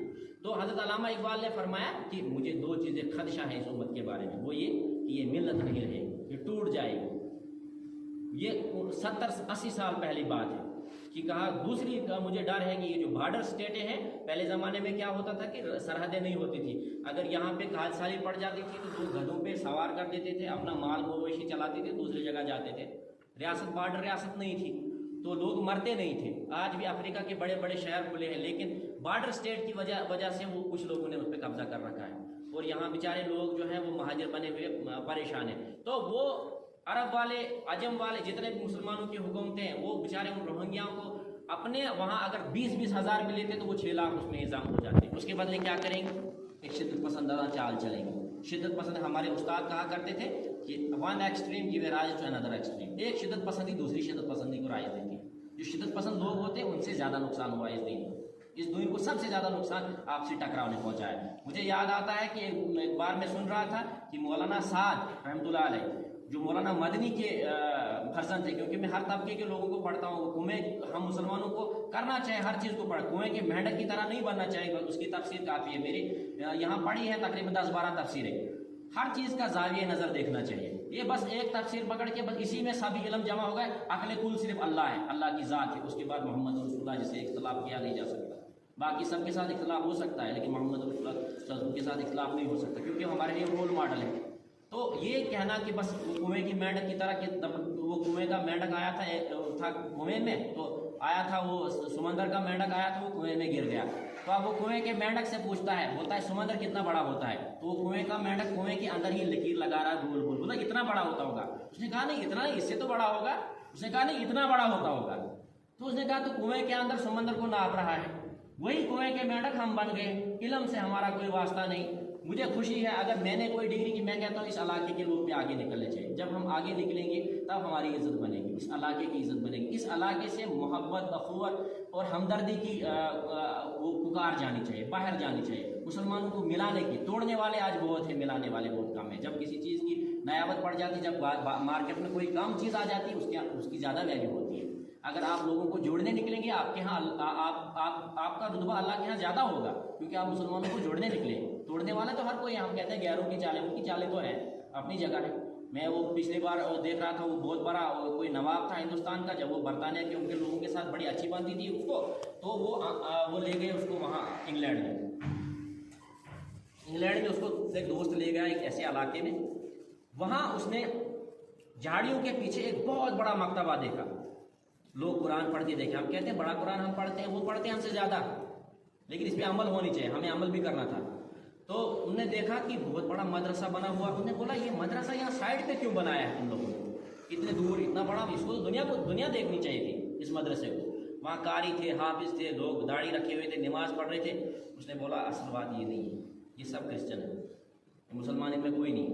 इनको हम तैयार करते हैं, इनको हम फिका पढ़ाते हैं, इनको हम हदीसें पढ़ाते हैं, इनको कुरान पढ़ाते हैं, और जो मसाइल झगड़े वाले होते हैं इनको हम मुख्तलिफ मुल्कों में भेजते हैं, मुसलमानों के अंदर झगड़ा छोड़ दें, फुरूई इख्तलाफ उठाएं, बस ये नहीं है वो नहीं है, फलानी ये नहीं करता है, फलानी वो नहीं करता है। तो ये इनको हमने झगड़े के, उनकी चालें तो है, सांप का काम है डसना, लेकिन हम उसके मुंह में हाथ क्यों दे रहे हैं? हम तो खुद उनके मुंह में हाथ दे रहे हैं। वहाँ शाम में हमने अपने आप को तबाह करवाया। हज़रत इमाम अबू हनीफा की तो वो क्रिटिसाइज करते हैं। हज़रत इमाम अबू हनीफा रहमतुल्लाह फरमाते हैं कि जब किसी के खिलाफ बगावत करनी हो, किसी बादशाह के खिलाफ, क्योंकि रसूलुल्लाह सल्लल्लाहु अलैहि वसल्लम ने फरमाया कि बादशाह जालिम हो जाए तो पहाड़ों की तरफ निकल जाओ, अगर तुम्हारे पास ताकत नहीं, क्योंकि तुम उल्टा मरवाओगे अगर उसकी ताकत ज़्यादा होगी, तुम लोगों को उठाओगे। वहाँ शाम में वो बगावत करने उठे, 2 बेड़ियों को उन्होंने मौका दे दिया, 2 बेड़ियों को वहाँ बमबारी करने का मौका दे दिया, और मुसलमानों की वो इबादत गाहें, मुसलमानों को तबाह, उन्होंने कुत्ते खाए। ये हमारी हालत है, बिल्लियाँ खाई, किसकी वजह से? वो ज़ाहिरिया मुसलमानों की वजह से, जो अपने आप को सलफी कहते हैं, उन्होंने वहाँ जहाज शुरू कर दिया, वो तबाही मुसलमानों की। जैसे अल्लामा इकबाल ने फरमाया था, वो 2 चीज़ें हमने पीछे छोड़ दी, हम निकल गए दुनिया को पता करने। यकीन महकम, अल्लामा फरमाते हैं यकीन महकम अमल पाए हम, निगाह फतेह आलम, पहले यकीन महकम कर दो, पहले यकीन तुम्हारा बुलंद होना चाहिए, तुम्हारे इखलाक बुलंद होने चाहिए, यकीन महकम अमल पाए हम, फिर अमल मजबूत होने चाहिए, फिर निगाह फतेह आलम के लिए निकलो। लेकिन हम पिछले इन 2 चीज़ों को पीछे छोड़ के निगाह फतेह आलम पर निकले, और हालत हमारी ये है कि जंगों में टकरा के हम तबाह हो गए, हम दूसरों के शिकार हो गए।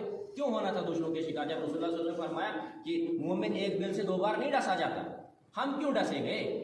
हमने क्यों उनके हाथ में हाथ दे दिया?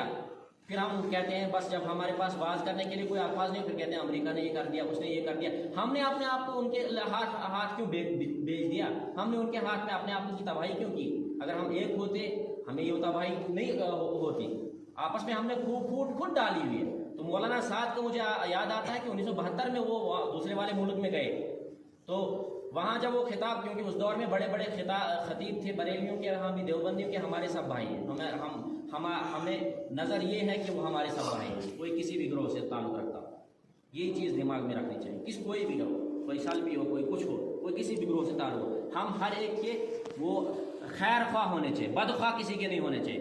तो बड़े बड़े खतीब मौजूद थे, तो एक दूसरे पे लगते थे फतवा कुफर के, तो उन उलमा की मजलिस बैठी हुई थी, तो मौलाना साद ने उंगली उठाई ऐसे, तो उलमा की तरफ की, वो जो उलमा बैठे हुए खतीब थे, कहा तुम लोगों ने जितना इस्लाम को नुकसान पहुंचाया इतना गैरों ने नहीं पहुंचाया।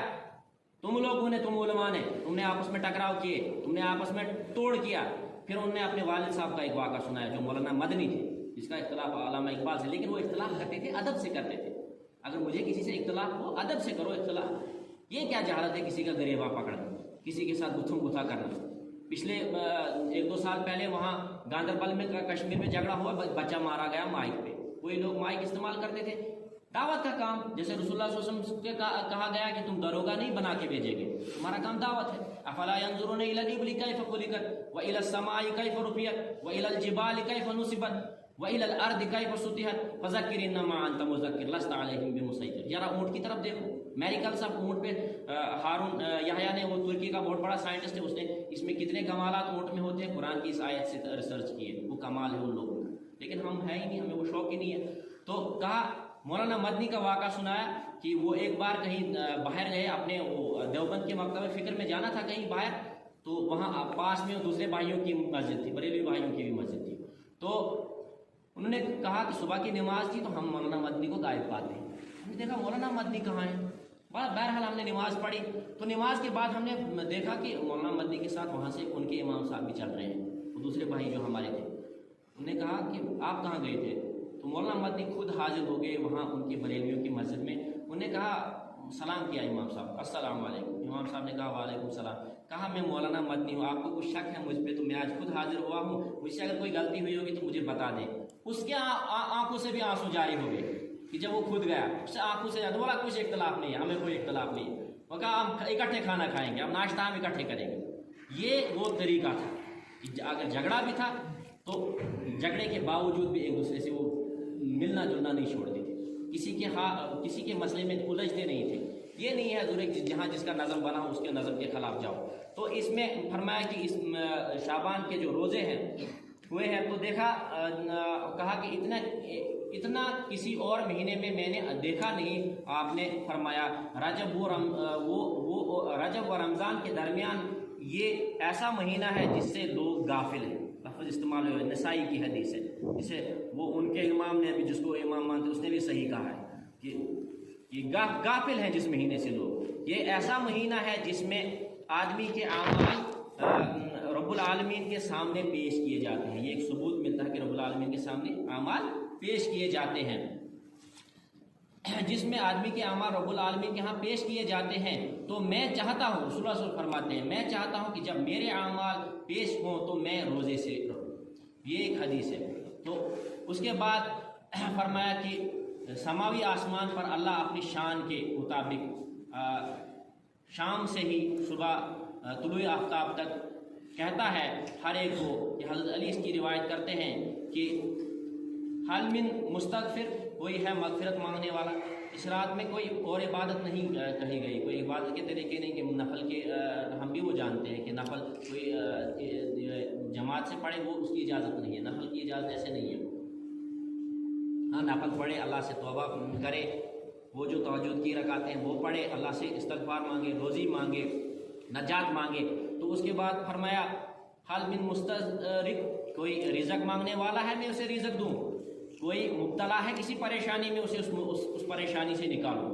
اور ایک دوسری روایت میں آتا ہے، ابو موسیٰ الاشعری رسول اللہ صلی اللہ علیہ وسلم روایت کرتے ہیں، رسول اللہ صلی اللہ علیہ وسلم سے روایت کرتے ہیں کہ آپ نے فرمایا اللہ تعالیٰ نصف شعبان، کیونکہ عرب کے ہاں اس کو نصف شعبان کہتے ہیں، یا شب برات کا لفظ یہاں علماء نے کیا ہے بعد میں، کیونکہ یہ تدبیر ایک ہوتی ہے کہ برات کی رات، برات کہتے ہیں عربی میں۔ امام غزالی علیہ الرحمٰن نے اس کو کیا کہا، اس کو گھاٹی سے بھی تعبیر کیا ہے، کیونکہ پہاڑ تک لینے والا راستہ گھاٹی ہوتا ہے، اس کو مشتق کیا ہے اس کے ساتھ امام غزالی رحمۃ اللہ حجت الاسلام، تو جنہوں نے آیا الاسلام لکھی، جس کو ویریفیکیشن آف ریلیجس سائنسز کہتے ہیں، آج ہم کہتے ہیں، ان پہ بھی اعتراض کرتے ہیں، بس ان کو نہیں جانتے تھے۔ اس امام غزالی کے لیے ولیم مور لکھتا ہے کہ کرسچینٹی سسٹم سے باہر اگر کوئی بلیف سسٹم، وہ غزالین سسٹم ہے۔ امام غزالی علیہ الرحمۃ، جس کو حجت الاسلام کہتے ہیں، جب اسلام پہ کوئی اعتراض ہوتا ہے تو ہم امام غزالی رحمۃ اللہ کو پیش کرتے ہیں۔ جب انہوں نے ایک ہی کتاب لکھی، وہ جو ایک کتاب انہوں نے لکھی، تو یورپ میں جو گندا فلسفہ تھا جس میں وہ انہوں نے خدا نکال دیا تھا، اس ایک کتاب نے اس کے ان کے فلسفے کو ختم کر دیا تھا۔ پھر ہمارے ہاں سے مسلمانوں کا ایک فلسفی اٹھا ابن رشد، اس نے توفۃ اللہ، کیونکہ انہوں نے لکھا تھا توفۃ الفلاسفہ، کہ فلاسفروں کے ہاں کون سی خرابی ہوتی ہے، کہتے ہیں فلسفے میں خدا ملتا نہیں، ڈور کو سلجھاتا ہے، خدا ملتا نہیں، کیونکہ وہ الجھتا ہے چیزوں میں۔ تو امام غزالی نے اس رات میں بہت بحث کی ہے۔ تو اس کے ساتھ دوسری جگہ آیا ہے کہ یہ جو رات ہے، اس رات کے بارے میں آیا ہے کہ حضرت عائشہ صدیقہ رضی اللہ عنہا فرماتے ہیں، یہ مسلم شریف کی، کسی کو دیکھنا ہے، کیونکہ میں حوالے کے بغیر بات نہیں کرتا، کیونکہ حوالے ڈھونڈتے ہم بے حواس ہو گئے ہیں اب۔ 2256 نمبر حدیث ہے انٹرنیشنل نمبری کے مطابق، رسول اللہ صلی اللہ علیہ وسلم حضرت عائشہ صدیقہ فرماتے ہیں کہ میری باری تھی، جب ازواج مطہرات میں میری باری تھی تو رسول اللہ صلی اللہ علیہ وسلم سوئے، تو کچھ دیر کے بعد آہستہ سے نکلے، اپنے اوپر سے چادر اٹھائی اور جوتے اٹھا کے باہر نکلے۔ مجھے شک ہو گیا شاید یہ کسی اور ازواج مطہرات کے ہاں نکل گئے، تو میں پیچھے لگ گئی رسول اللہ صلی اللہ علیہ وسلم کے، تو وہ مزار بقیع میں پہنچے، جنت البقیع جسے کہتے ہیں۔ تو میں نے دیکھا کہ رسول اللہ صلی اللہ علیہ وسلم نے ہاتھ اٹھائے ہوئے ہیں، صحیح سند کے ساتھ یہ حدیث موجود ہے، ہاتھ اٹھائے ہوئے ہیں اور جنت البقیع میں دعا فرما رہے ہیں۔ اس کے بعد میں دوڑتی ہوئی واپس آئی تو رسول اللہ صلی اللہ علیہ وسلم بھی تیز ہو گئے، جیسے وہ آہستہ چلے تو میں بھی آہستہ چلی، جیسے رسول اللہ صلی اللہ علیہ وسلم تیز ہو گئے تو میں بھی تیز ہو گئی اور میں گھر کے اندر داخل ہو گئی۔ اور رسول اللہ صلی اللہ علیہ وسلم نے فرمایا کہ اے عائشہ تمہاری سانس کیوں پھولی ہوئی ہے؟ اب اللہ کے رسول سے کوئی چھپی چیز تو نہیں تھی، کیونکہ رسول اللہ صلی اللہ علیہ وسلم فرمایا میں پیچھے بھی دیکھتا ہوں، رسول اللہ صلی اللہ علیہ وسلم کوئی چیز چھپی نہیں تھی۔ کہا کہ تم ہانپتی ہوئی کیوں آئی ہو عائشہ میرے پیچھے، یہ کیا بات ہے، تمہیں سانس کیوں پھول رہی ہے؟ تو کہا نہیں یا رسول اللہ صلی اللہ علیہ وسلم کوئی ایسی بات نہیں ہے۔ پھر فرما حقیقی بات بتاؤ۔ بولا کہ بات یہ ہے کہ مجھے شک پڑ گیا شاید آپ کسی اور ازواج مطہرات کے ہاں گئے۔ کہا کہ آپ کو لگتا ہے کہ اللہ اور اس کا رسول آپ کے ساتھ غلط کر سکتا ہے؟ آپ نے کیسے کہا یہ سوچا؟ اور ساتھ میں فرمایا کہ جبریل امین آئے تھے اور انہوں نے مجھے کہا کہ بقی کے مزار میں جاؤ ان کے لیے دعا کرو۔ کیا اللہ ڈائریکٹ معاف نہیں کر سکتا؟ یہ ہمارے لیے تھی کہ ان کے لیے بھی دعائیں کیا کرو، وہ جو دنیا سے چلے گئے ہیں ان کے لیے بھی دعائیں کرو۔ دعائیں مغفرت کو جو لوگ کہتے ہیں بس دعائیں مغفرت کچھ نہیں ہے، تو کہا کہ ان کے لیے دعا کیا کرو جا کے۔ صحیح سند کے ساتھ، کسی کو اعتراض ہو تو میں نکال کے دوں گا، صحیح سند کے ساتھ یہ حدیث موجود ہے کہ رسول اللہ صلی اللہ علیہ وسلم نے ہاتھ اٹھائے اور وہاں کی طرف ہاتھ اٹھائے۔ تو چلو ہم تو کہتے ہیں کہ قبلے کی طرف کرنا چاہیے، لیکن قبر کی طرف ہاتھ اٹھائے ہوئے رسول اللہ صلی اللہ علیہ وسلم کہا، کیونکہ انہوں نے قبر والے سے تو مانگ نہیں رہے تھے، اللہ سے مانگ رہے تھے ان کی مغفرت کے لیے، اور ان سے کہا کہ جلدی ہم تم سے آ کے ملیں گے۔ کیونکہ ایسا ہے کہ غریب وہ نہیں ہوتا جو پیسے سے غریب ہوتا ہے، غریب وہ ہے جو دنیا سے اعمال کے بغیر ہے، غریب وہ ہے۔ غریب اکبر بادشاہ تھا، اس کے مزار پہ آج بھی یہ لکھا ہوا ہے، جو مجھے شعر اب یاد آ گیا یہاں پہ، اکبر بادشاہ کی مزار پہ آج لکھا ہوا ہے، بر مزار ماں غریباں نئے چراغے۔ ہوتا ہے مجھ غریب کے نظر مزار پہ کوئی چراغ نہیں جل رہا ہے، میں تو بادشاہ تھا، لوگ میرے اشاروں پہ ناچتے تھے، مجھ غریب کے مزار پہ کوئی چراغ نہیں جلتا۔ نے پرے پروانہ یابی، کہ نہ کوئی پروانہ جل رہا ہے، نہ سرید بلبلے، نہ کسی بلبل کی آواز، میری وہ حالت ہے۔ ملکہ نور جہاں جس کے اشارے پہ جہانگیر ناچتا تھا، بادشاہ جہانگیر، کیونکہ لاسٹ کے ٹائم میں جہانگیر کی حکومت پہ سب سے زیادہ غلبہ ملکہ نور جہاں کا تھا، اس کا اصل نام مہر النساء تھا۔ تو وہ ملکہ نور جہاں راوی کے کنارے دفن ہے، تو اس کے بارے میں شاعر نے کہا، راوی کے کنارے ایک ٹوٹا ہوا مکان، دن کو بھی جہاں شب کی سیاہی کا مکان، شب کی سیاہی کا سما، کہتے ہیں یہی ہے آرام گاہ نور جہاں، کہ وہ اب وہ آرام گاہ بن گئی ہے جس قبر کی طرف ہمیں خیال ہی نہیں ہے، جہاں ہمیں روشنی کے بغیر جانے والے ہیں۔ ہمارے والد صاحب بھی یہاں تھے، مشہور صاحب بھی یہاں تھے، آج نہیں، دنیا سے چلے گئے۔ جو ساتھ لیا وہی ساتھ ہے، جو انسان سے چھوٹ جائے ویسے ہم بھول جاتے ہیں جلدی۔ انہوں نے جو ہم سے ہمدردیاں کی، وفاداریاں کی، محبت سے ہر وقت پیش آئے، لیکن انسان کی عادت ہے، نسواں ہے، بھول جاتا ہے۔ تو آج ہماری یہ حالت ہے کہ ہمیں کوئی پوچھتا نہیں، 1.25 ارب لوگ دنیا میں، ہمیں کوئی پوچھتا نہیں۔ کسنا میں پوچھتا کہ بھیا کی استی کسی نے کہا تھا کہ ہمیں کوئی پوچھتا ہی نہیں، ہماری کوئی حیثیت نہ یونائٹڈ نیشن نہ کہیں، کیونکہ ہم بکھرے ہوئے ہیں۔ تو کہتے ہیں کہ دن کو بھی وہاں شب کی سیاہی، کیونکہ نور جہاں کے اس کے مزار کے باہر سے جب بھی کوئی نکلتا تھا تو وہ راوی کا اثر ایسا پڑا ہوا تھا اس پہ، مزار اتنا بدحال ہوا تھا کہ وہاں لوگ دن کو بھی ڈرتے تھے۔ جس نور جہاں کے اشارے پہ پوری سلطنت ناچتی تھی، اس نور جہاں کا وہ حال تھا۔ تو یہ چیزیں ہیں کہ ہمیں اس کے بعد کہا گیا کہ اس رات میں کس کی نجات نہیں ہوتی، اس کے بعد کہا گیا کہ اس رات میں مشرک کی نجات نہیں ہوتی، کیونکہ مشرک کے لیے کہا گیا کہ قرآن میں کہا ان الشرک لظلم عظیم، شرک جو کرتا ہے وہ سب سے بڑا ظلم کرتا ہے، کیونکہ اللہ کے ہاں سب سے بڑی برائی شرک ہے۔ تو ایک اور مطلب حدیث میں آیا ہے کہ 2 ان کی نہیں ہوتی ہے۔ اس کے بعد والدین کے بارے میں عاقل الوالدین، ماں باپ کے نافرمان، اور دوسرا کہا گیا ہے کہ شرابی مدمن الخمر، جو شراب پیتا، شراب سے تو ہماری بہت سارے لوگوں کی لت نہیں چھوڑتی، یہاں شراب پیو گے تو وہاں اللہ تو وہ کانٹے دار جاڑیوں دار وہ سخت وہ پلائیں گے، وہ پیپ پلائیں گے جو گلے سے نہیں اترے گی۔ اگر ادھر شراب میں یہاں کنٹرول کرنا، یہ امتحان گاہ ہے، امتحان گاہ میں تو کنٹرول کرنا پڑتا ہے، یہاں امتحان گاہ میں کنٹرول کرو گے، وہاں کیا کہا اللہ نے؟ کہا وَسَقَاهُمْ رَبُّهُمْ شَرَابًا طَهُورًا، کہ میری طرف سے پلائی جائے گی۔ اگر صبح ڈی سی صاحب ڈوڈا میں اعلان کر دیں کہ ہم نے بغلہ والے لوگوں کو سولر بانٹنے ہیں، صبح گاڑیوں میں جگہ ہی نہیں ہوگی، یا برت والے لوگوں کے، کسی بھی گاؤں کے لوگ، میں بغلہ کی بات نہیں کروں، ہم لوگ صبح گاڑی میں جگہ ہی نہیں، کیونکہ ڈی سی صاحب نے ہمیں بلایا ہے، ڈی سی صاحب اپنے ہاتھ سے دیں گے یا منسٹر صاحب اپنے ہاتھ سے، یہ اللہ فرما رہے ہیں، اس کائنات کے پروردگار فرما رہے ہیں، وَسَقَاهُمْ رَبُّهُمْ شَرَابًا طَهُورًا، میری طرف سے شراب طہور تمہیں پلائی جائے گی جنت میں، اور وہ جنت جو ابداً ابدا ہے، وہ جو نہ ختم ہونے والی کبھی ہے، جس کا عیش دوام ہے، جسے نہ ماضی کا پچھتاوا وہاں ہوگا نہ مستقبل کی پریشانی ہوگی۔ یہ تو ہمیں دنیا میں جینا ہے، لیکن موت چھٹی کا نام ہے اگر عمل اچھے ہو۔ موت چھٹی کا نام ہے، غم سے نجات پا گیا وہ شخص۔ تو دوسرا کیا کہا کہ دوسرا حدیث میں آیا، دوسرا مشاہن کہتے ہیں کینہ پرست کو، جو کینہ رکھتا ہے، جو بغض رکھتا ہے دل میں، کسی کے لیے بغض دل میں رکھتا ہے، کسی کے لیے بغض پالتا ہے، تو اس کے لیے مثال دی گئی کہ بغض کیا ہے۔ سیدی احمد جاوید صاحب نے بڑی بہترین کتاب لکھی ہے رذائل کہتے ہیں انہی برائیوں کو۔ ہین ہے، عجب کہتے ہیں دوسرے کو حقیر جان۔ حضرت علی رضی اللہ عنہ نے فرمایا کہ اگر برائی دیکھنے ہو تو اپنے اندر دیکھو، اگر اچھائی دیکھنے ہو تو دوسرے کے اندر دیکھو، تب جا کے تم ایک مل سکتے ہو۔ وہ بابا فرید شکر رحمۃ اللہ نے فرمایا نا، کوئی بن گیا رونق اکھیاں دی، کوئی چھڑ کے شیش محل چلیا، کوئی پلیا ناز تے نخریاں وچ، کوئی پلیا ناز تے نخریاں، کوئی گرم ریت دے تھل چلیا۔ وہ جو موسیٰ علیہ السلام نے دیکھا تھا نا، گرم ریت کے نیچے بھی جگہ نہیں ملا، یہ زندگی کے مختلف حصے تھے۔ کوئی گرم ریت دے تھل چلیا، کوئی بھول گیا مقصد آوردہ، جو ہم ہیں مقصد آنے کا بھول ہی گئے، ہم یہاں کیوں آئے، دنیا میں آ کر دنیا کے ہی ہو گئے، دنیا کے ہی غلام ہو گئے۔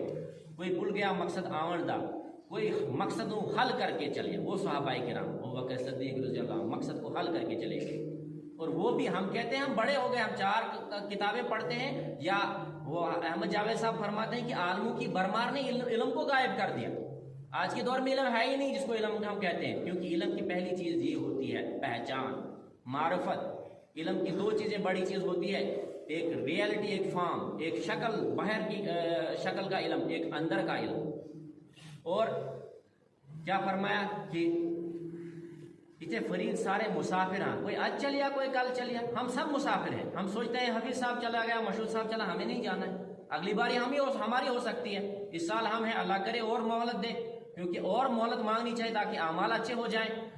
تو ہم کہتے ہیں فلانی چلا گیا، بس ہو گیا، آپسی ضد، آپسی تنافر۔ اور کہا کہ اس رات میں حسد کینے والے کو بخشا نہیں جائے۔ اور بغض کی مثال کیا فرمائی کہ بغض کس کو کہتے ہیں؟ بغض دوسروں کی بدخواہی، دوسرے کے بارے میں غلط تنگ نظری رکھنا، دوسروں کو کے لیے بوجھ رکھنا اپنے دل میں، اور بدخواہی پر عمل کرنے کو کینہ کہتے ہیں۔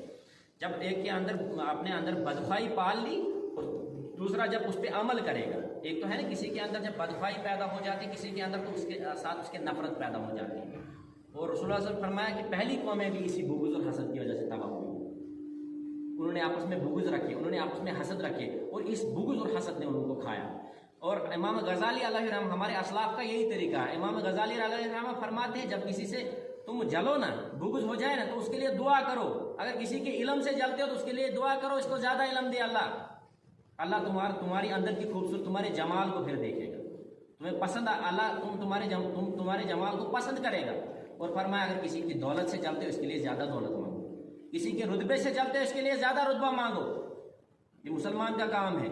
کسی کی گاڑی سے زیادہ چلتے بولا اس کو اور گاڑی دے دے۔ اور ہاں ایک چیز منع نہیں، وہ رشک ہے۔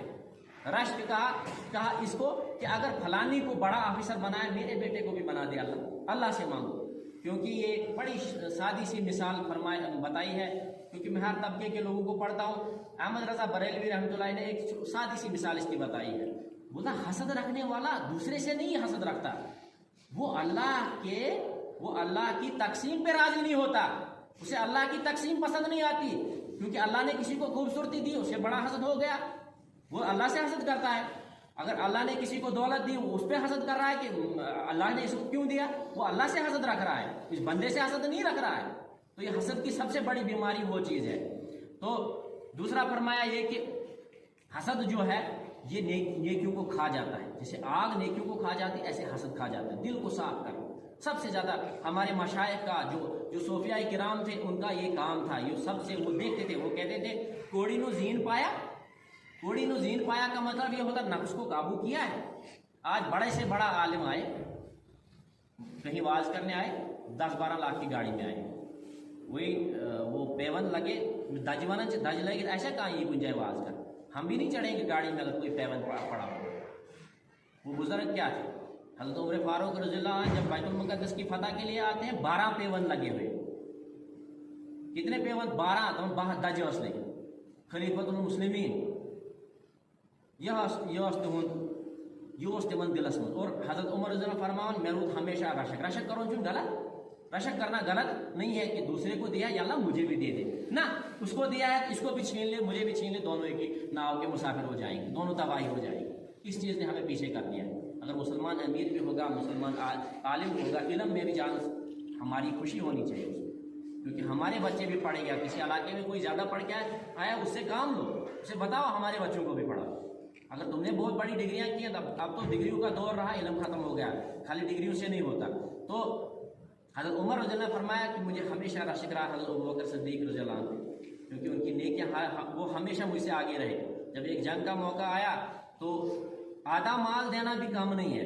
جب ہمیں زکوٰۃ کی باری آتی ہے نا 2.5% سارے خالی دینا, ہاتھ میں 2.5 روپے, تو ہم 10 مفتی صاحب کو پوچھتے ہیں کوئی راستہ نکل آئے, کوئی راستہ نکلا. ایک مفتی صاحب کو بھی فون کرتے ہیں, دوسرے مفتی صاحب کو بھی فون کرتے ہیں, تیسرے مفتی صاحب کو کہیں سے وہ نکل آتا. اور رسول اللہ صلی اللہ علیہ وسلم فرمایا کہ لاسٹ کے زمانے میں اس کو ٹیکس سمجھیں گے لوگ, کیونکہ یہ تو غریبوں کا حق ہے زکوٰۃ, لیکن اس کو ٹیکس سمجھیں گے لوگ. کہیں گے کیوں, ہم کیوں دیں گے, ٹیکس ہے. وہاں سے تو سیل ٹیکس پتہ نہیں کیا کیا ٹیکس بھرتے ہیں گورنمنٹ کے لیے, لیکن یہ مشکل ہوگا ان کو دینا. تو وہ 2.5% ہم دے نہیں سکتے. تو اپنے گھر کا آدھا مال لانا کیا چھوٹی بات تھی. حضرت عمر رضی اللہ عنہ جب آدھا مال اس جنگ کے موقع پہ لایا تو حضرت ابوبکر صدیق سارا گھر جتنے جو بھی تھا, حضرت عمر کا مال تو زیادہ ہے, کثرت تو مال میں زیادہ تھی, لیکن اللہ کے رسول دیکھ رہے تھے کہ کس نے کس نیت سے لایا ہے. نیت تو دونوں کی اچھی تھی. ان کا مال اگر زیادہ تھا لیکن ابوبکر صدیق نے تو سب لایا, جاڑو پھیر کر لایا. تو اللہ کے رسول صلی اللہ علیہ وسلم نے وقت کا سوال ہی بدل دیا. پوچھنا یہ تھا, حضرت عمر سے پوچھا عمر کیا لائے ہو, کہا آدھا لایا. ابوبکر صدیق سے یہ نہیں پوچھا کہ آپ کیا لائے ہو, کیا پوچھا, یا ابوبکر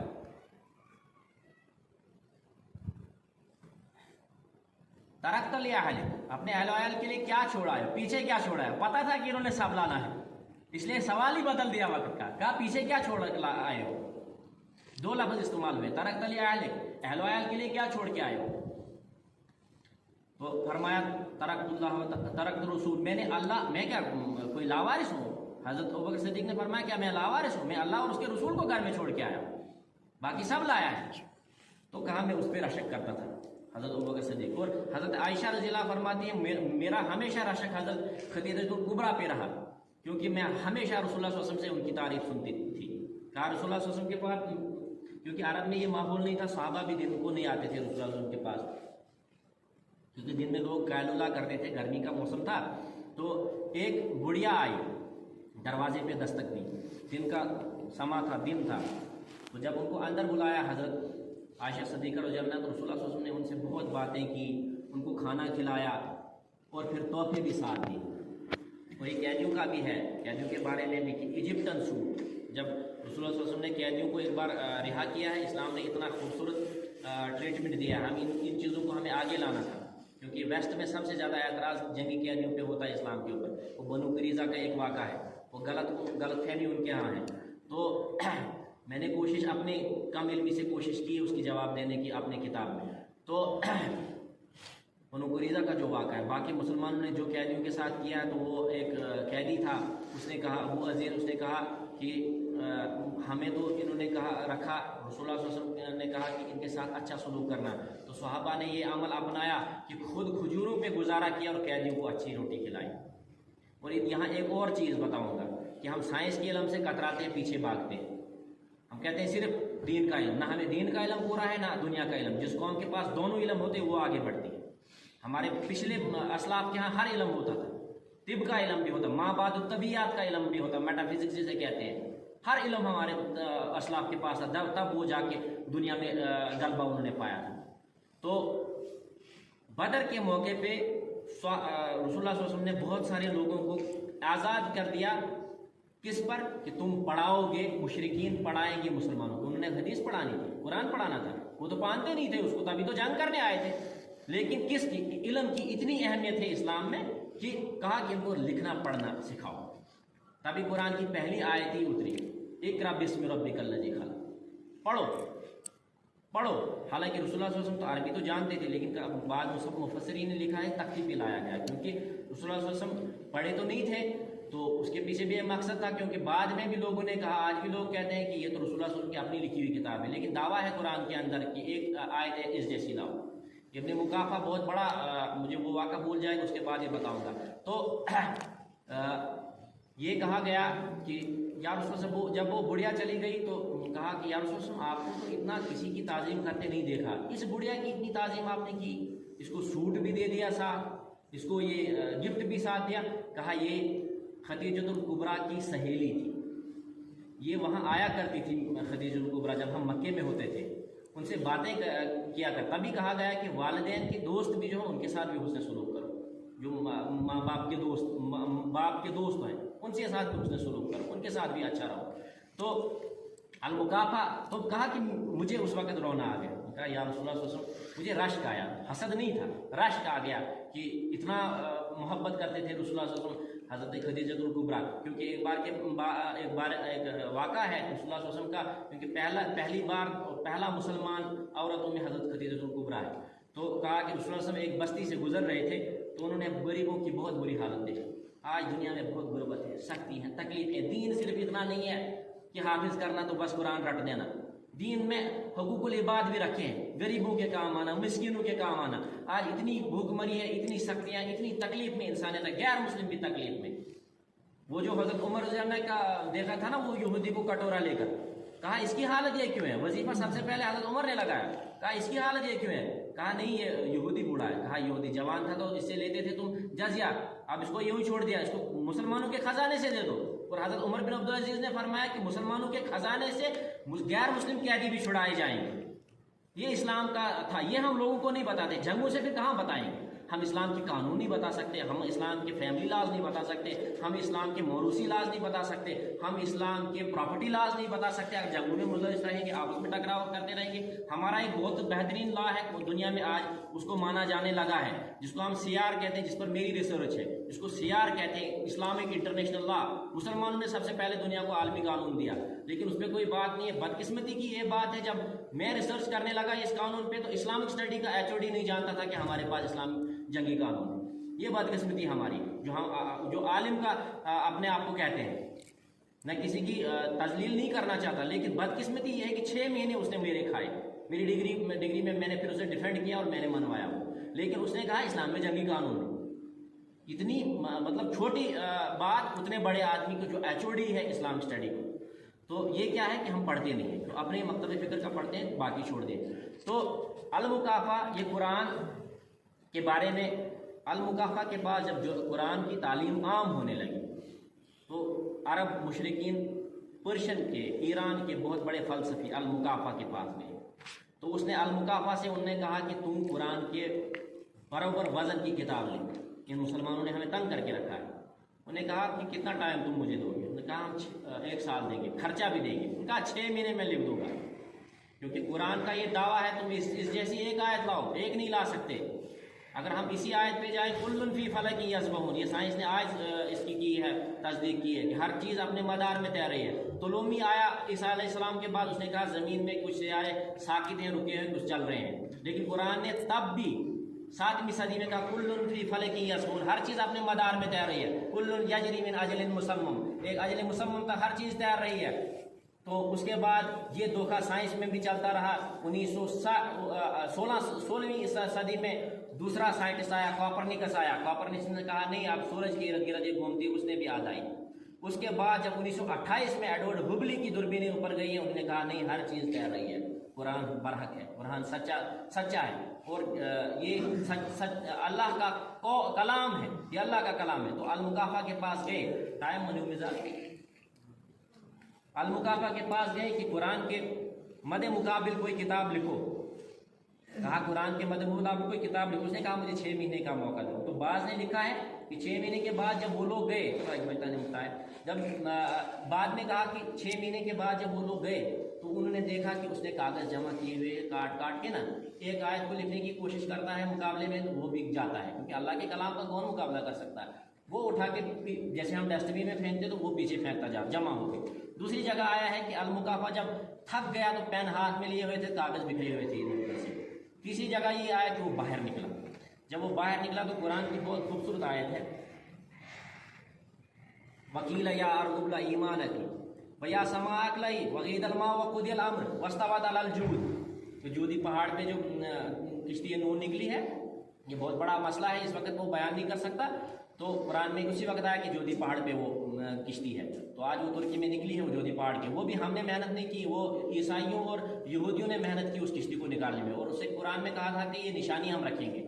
تو اب ایران ترکی کی گورنمنٹ نے کہا ہم ادھر لائبریری بنائیں گے تاکہ اس کو دیکھیں آ کر لوگ کہ یہ نشانی ہے۔ اور آج کے سائنٹسٹ کہتے ہیں کہ جو اس میں جیولوجی کی سائنس ہوتی ہے تو وہ کاربن ڈیٹنگ کے ذریعے وہ پتہ کرتے ہیں یہ کتنی پرانی ہے، کیونکہ یہ تاریخ سے پہلے کا واقعہ ہے، اس میں صرف بائبل میں اس کا ذکر ہے اور قرآن میں کشتی نوح کا ذکر ہے، باقی کسی تاریخ میں ذکر نہیں ہے۔ لیکن وہ سائنٹسٹ بھی کہتے ہیں کہ شام اور عراق کے درمیان، کیونکہ اس وقت کی دنیا وہی تھی کہ پوری دنیا میں طوفان نوح نہیں آیا ہے، کیونکہ اس وقت کی جو دنیا تھی وہ اتنے ہی میں محدود تھی، تو اس نے اتنے ہی میں طوفان آیا ہے۔ تو سائنس آج اس کی تصدیق کرتی ہے کہ 4800 سال پہلے یہاں ایک طوفان آیا ہے، اس کو تباہ کر گیا ہے، اس علاقے کو تباہ کر دیا ہے، جب ان لوگوں نے مانا نہیں، جب حضرت نوح علیہ السلام نے دعا مانگی رب لا تذرنی علی الارض من الکافرین دیارا۔ آج ہم اس دعا سے ڈرتے ہیں، کیوں میں کبھی جب مجھے یہ زبان پہ دعا آتی میں ڈرتا ہوں کہیں میں بھی کافر تھوڑی اسی کو کہتے ہیں صرف جس نے کلمہ نہیں پڑھا، کافر کے تو بڑے معنی، ہم اللہ کے جو احکام ہیں 100 بار توڑتے ہیں۔ تو کہتے ہیں کہ ایک بچی یہ آیت پڑھ رہی تھی ایک دیوار پہ، کتنا قرآن کا شوق تھا کہ ایک بچی اپنے گھر کے وہ ونڈو پہ نکل کے یہ قرآن کی آیت پڑھ رہی، تو اس نے کہا میں تو ختم ہو گیا المقافہ نے، اب میں کیا اس کا مقابلہ کر سکتا ہوں، اس آیت کا میں مقابلہ، اس قرآن کا مقابلہ نہیں کر سکتا، یہ قرآن کی سب سے خوبصورت آیت ہے۔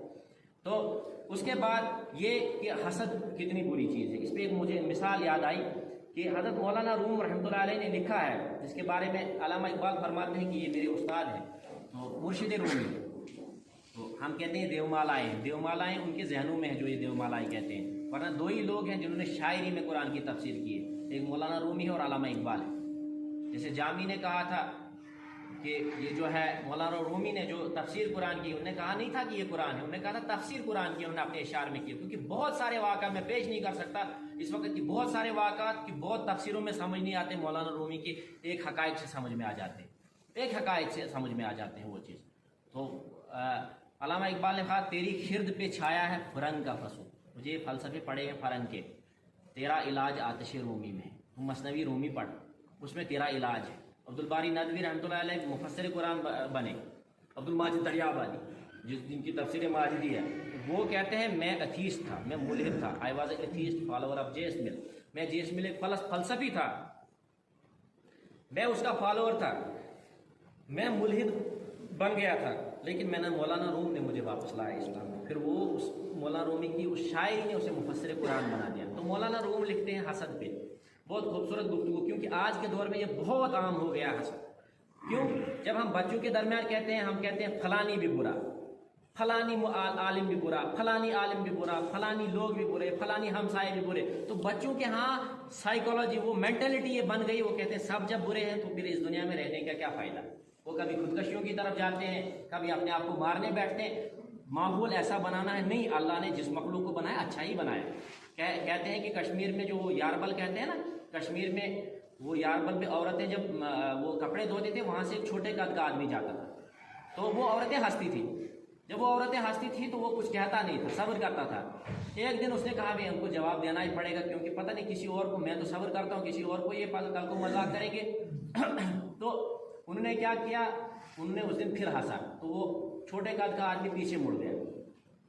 حضرت عائشہ صدیقہ رضی اللہ عنہا نے کسی کو ٹھینگنی کہا تھا، اس پر رسول اللہ صلی اللہ علیہ وسلم نے ڈانٹا تھا کہ یہ مت کہو، کسی کی تذلیل مت کہو، تو انہوں نے تو محبت سے کہا تھا، لیکن پھر بھی رسول اللہ صلی اللہ علیہ وسلم نے ڈانٹ دیا یہ مت کہو۔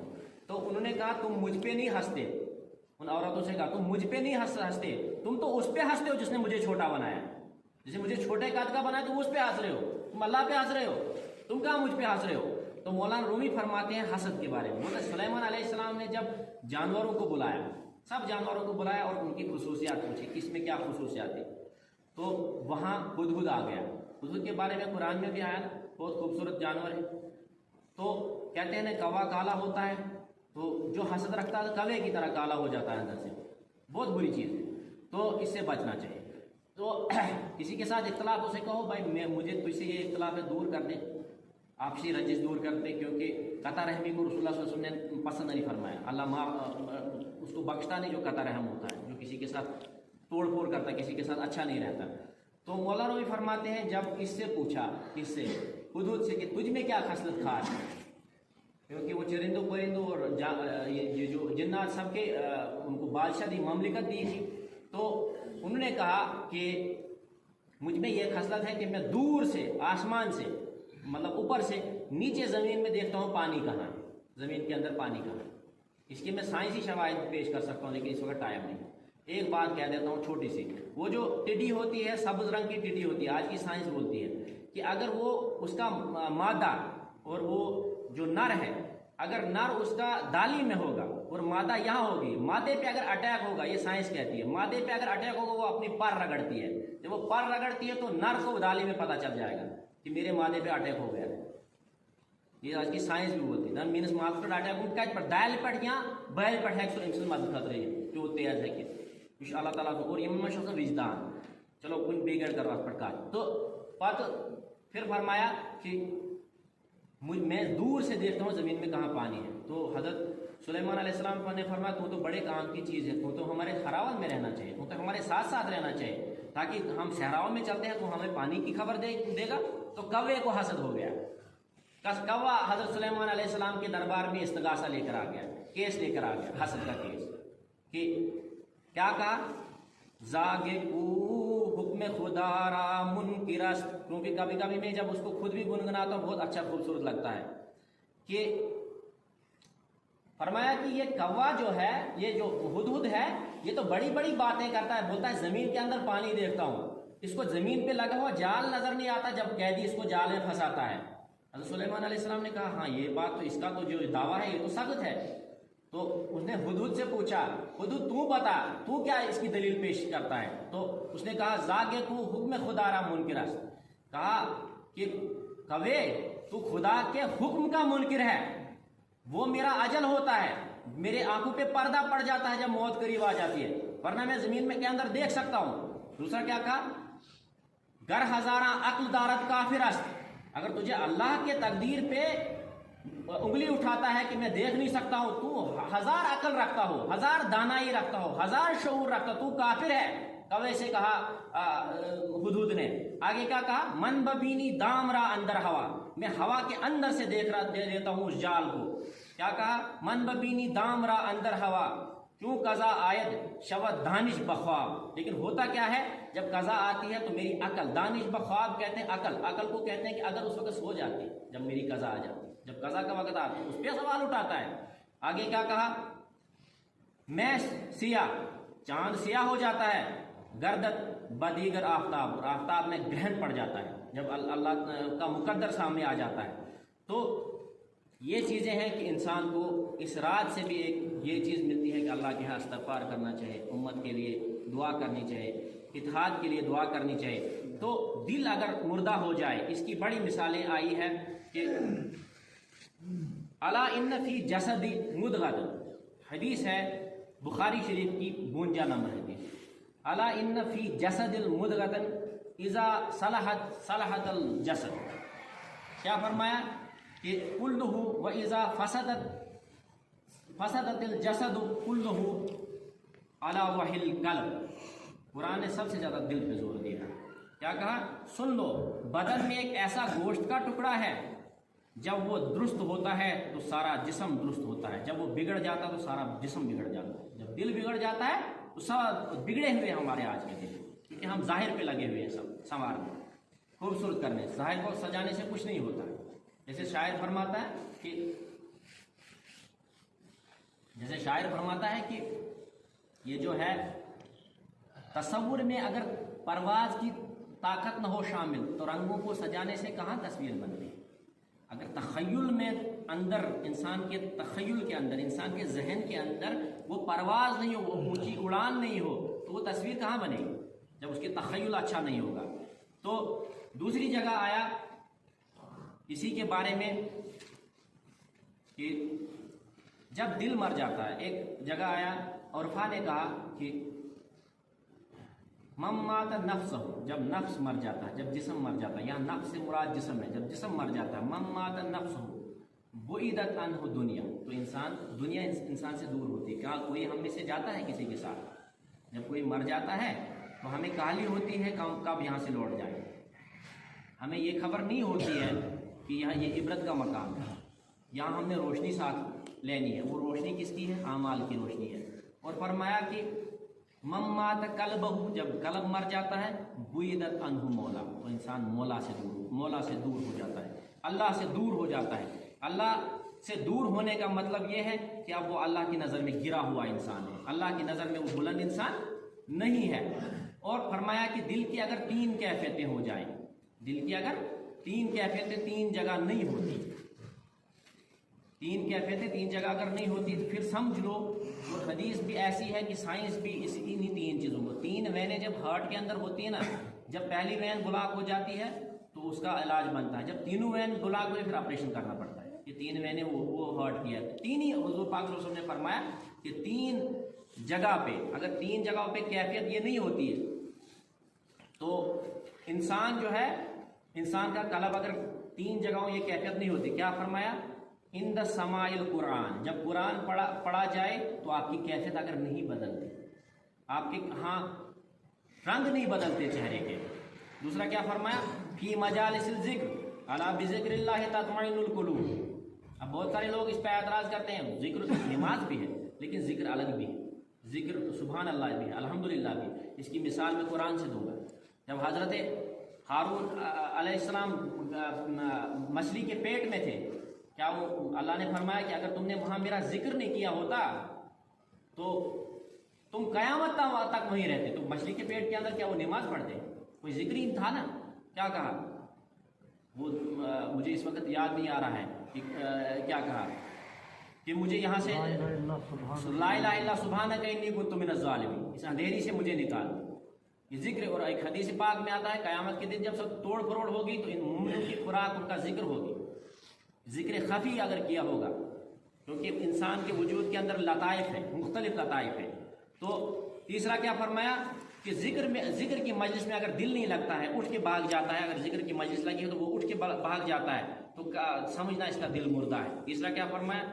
فی وقت الخلوت، اور خلوت میں اگر اسے اللہ یاد نہیں آتا تو سمجھو اس کا دل مردار ہو چکا ہے، یہ مردہ ہو چکا ہے، اس کا دل اب زندہ نہیں رہا. تو واقع دعوانا الحمدللہ رب العالمین.